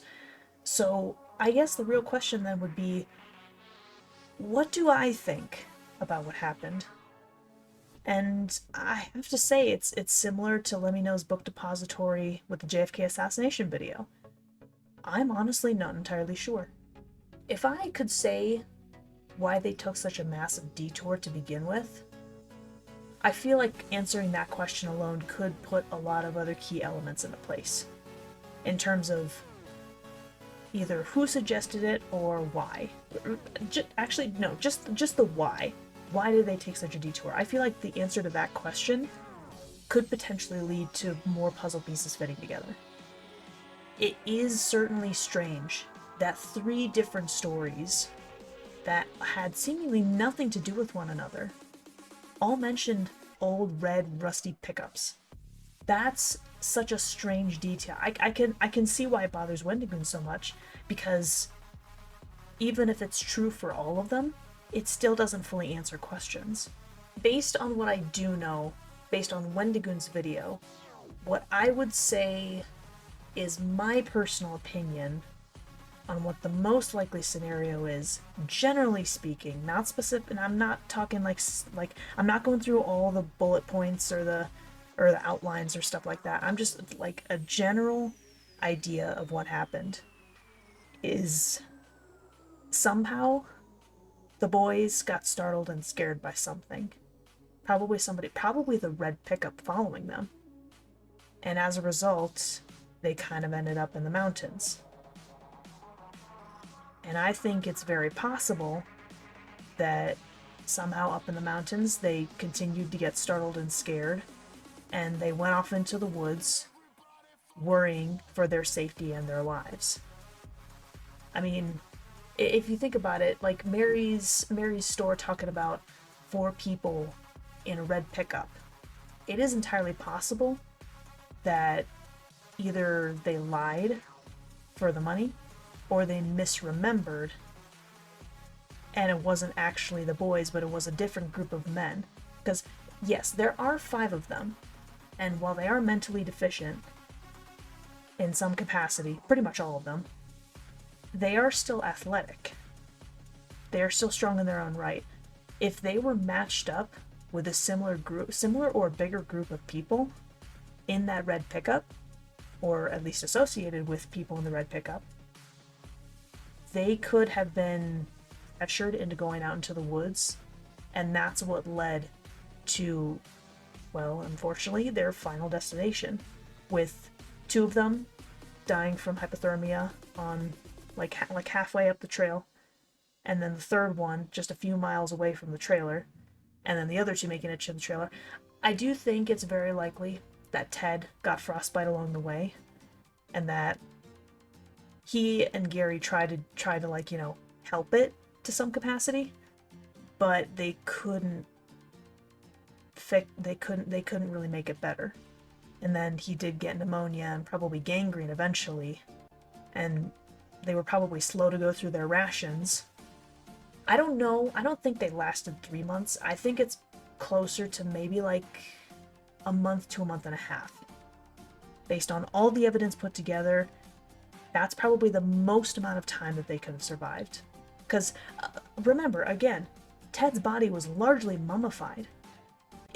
In that cold environment, it might have actually taken a little bit for it to get that kind of natural mummification can take a while. Man-made or unnatural mummification doesn't necessarily take very long. But natural mummification is something entirely different. Even if you do have the factor of cold weather, it still will take a little bit. I think they lasted maybe a little over a month, or at least Ted did, before the pneumonia and the gangrene started to take a toll on his health. I do ultimately think that Ted was the one who died first. And then I actually don't know if Gary grabbed any supplies. I am strangely under the impression that he did not grab any supplies, and he just went out into the woods due to grief and sorrow. I think he was, I mean, if all those messages and affirmations were written in those books, I think he was trying desperately to hold on, which included, at this point, his sanity and Ted. Those were pretty much the 2 driving forces for him to retain his sanity, or to write those affirmations and whatnot. He wanted to retain his sanity as much as possible, and he wanted to keep Ted alive. And I think Ted dying could have very well broken him. And in grief and sorrow, he decided to just leave and never return and just let the elements take him, because he didn't want to take it anymore. Do I believe that there was foul play on his part? Personally, no. It is technically possible, but I don't believe that that's the case. Was there foul play from somebody else? I would think so. There's enough evidence to suggest, based on the area, based on Josh Schoen's, I can't exactly remember his name now, based on his story, based on the connections that Gary had with other people in a kind of nearby town, based on all of that, I think it's very possible that there was some foul play involved. Do I think that they, killed the boys? No. I personally don't. Do I think they were involved in leading the boys into abandoning their car and getting out into the woods? There's a very good possibility of that. This is certainly a very unsettling disappearance. I wish we knew the answer to why they took that detour in the first place. If anybody was going to suggest anything, it very well could most likely have been Gary. And not for malicious purposes at all. It is certainly possible that Gary suggested they go towards Fortstown to, get high, to celebrate, to, get into that feel-good phase. Sure, that's entirely possible. Who knows? Maybe they were feeling nervous by the end of the game that they went to in Chico. Regardless of whether the team they were cheering for won or lost, maybe there was something about it that made them nervous, and Gary could have suggested to, hey, let's get high, let's chill out so we can prepare for tomorrow, kind of thing. But yeah, I don't know. And frankly, as as hopeful as Wendigoon sounded, I don't think we'll ever know. So yeah, that was a good one. That was a really good one. I mean, I wish I could say more. Granted, there are plenty of reports that I could probably read, police reports, autopsy reports, stuff like that. But I'd love to see the pictures of some of this stuff, because I feel like that would help make things make a lot more sense for me personally. But alas, I don't get that, so what can you do? It's past 9. I've been doing this for 3.5 hours. Oh boy. I imagine the final edited result will probably be like, I'm gonna guess like 3 hours, 10 minutes, maybe 15, something like that. In any case, that's still like twice as long as the original video. When I want to provide commentary and analysis, I deliver. At least I like to personally think that. I'm gonna take a page out of Wendigoon's book and be like, thank you so much, Caitlin, for editing this video. Since I'm the editor. I'm a one-man team. Sorry, one-woman team. I'm a one-woman team. That seriously threw me off for a hot minute. I'm just like, what? Then I didn't realize he wasn't talking about me. Yeah, if it wasn't obvious, yeah, my name's Caitlin, alright? Just try and spell it. There's so many different spellings of Caitlin. I'd say it's annoying, but I'm used to it at this point. As I'm sure is anybody my age or older who's named Caitlin. Come on. Especially for my generation, it's such a common name. A lot of different spellings, but a very common name. So yeah, editing this is gonna take a while, but it is most definitely gonna be fun, and it's gonna be interesting. And Wendigoon, thank you so much for making this video. This was truly fascinating. I hope to have you as a good example of what to do with videos like this, because again, I'd love to be able to make my own. It's just, with everything I got going on, it just takes so much time. But I'm trying, man. I'm trying. And I'm hoping to maybe have one out in a few months. We'll see what happens. So I'm going to go ahead. Before I end it, I'm going to personally thank my patrons. Thank you guys so much for your support. You guys mean so much to me.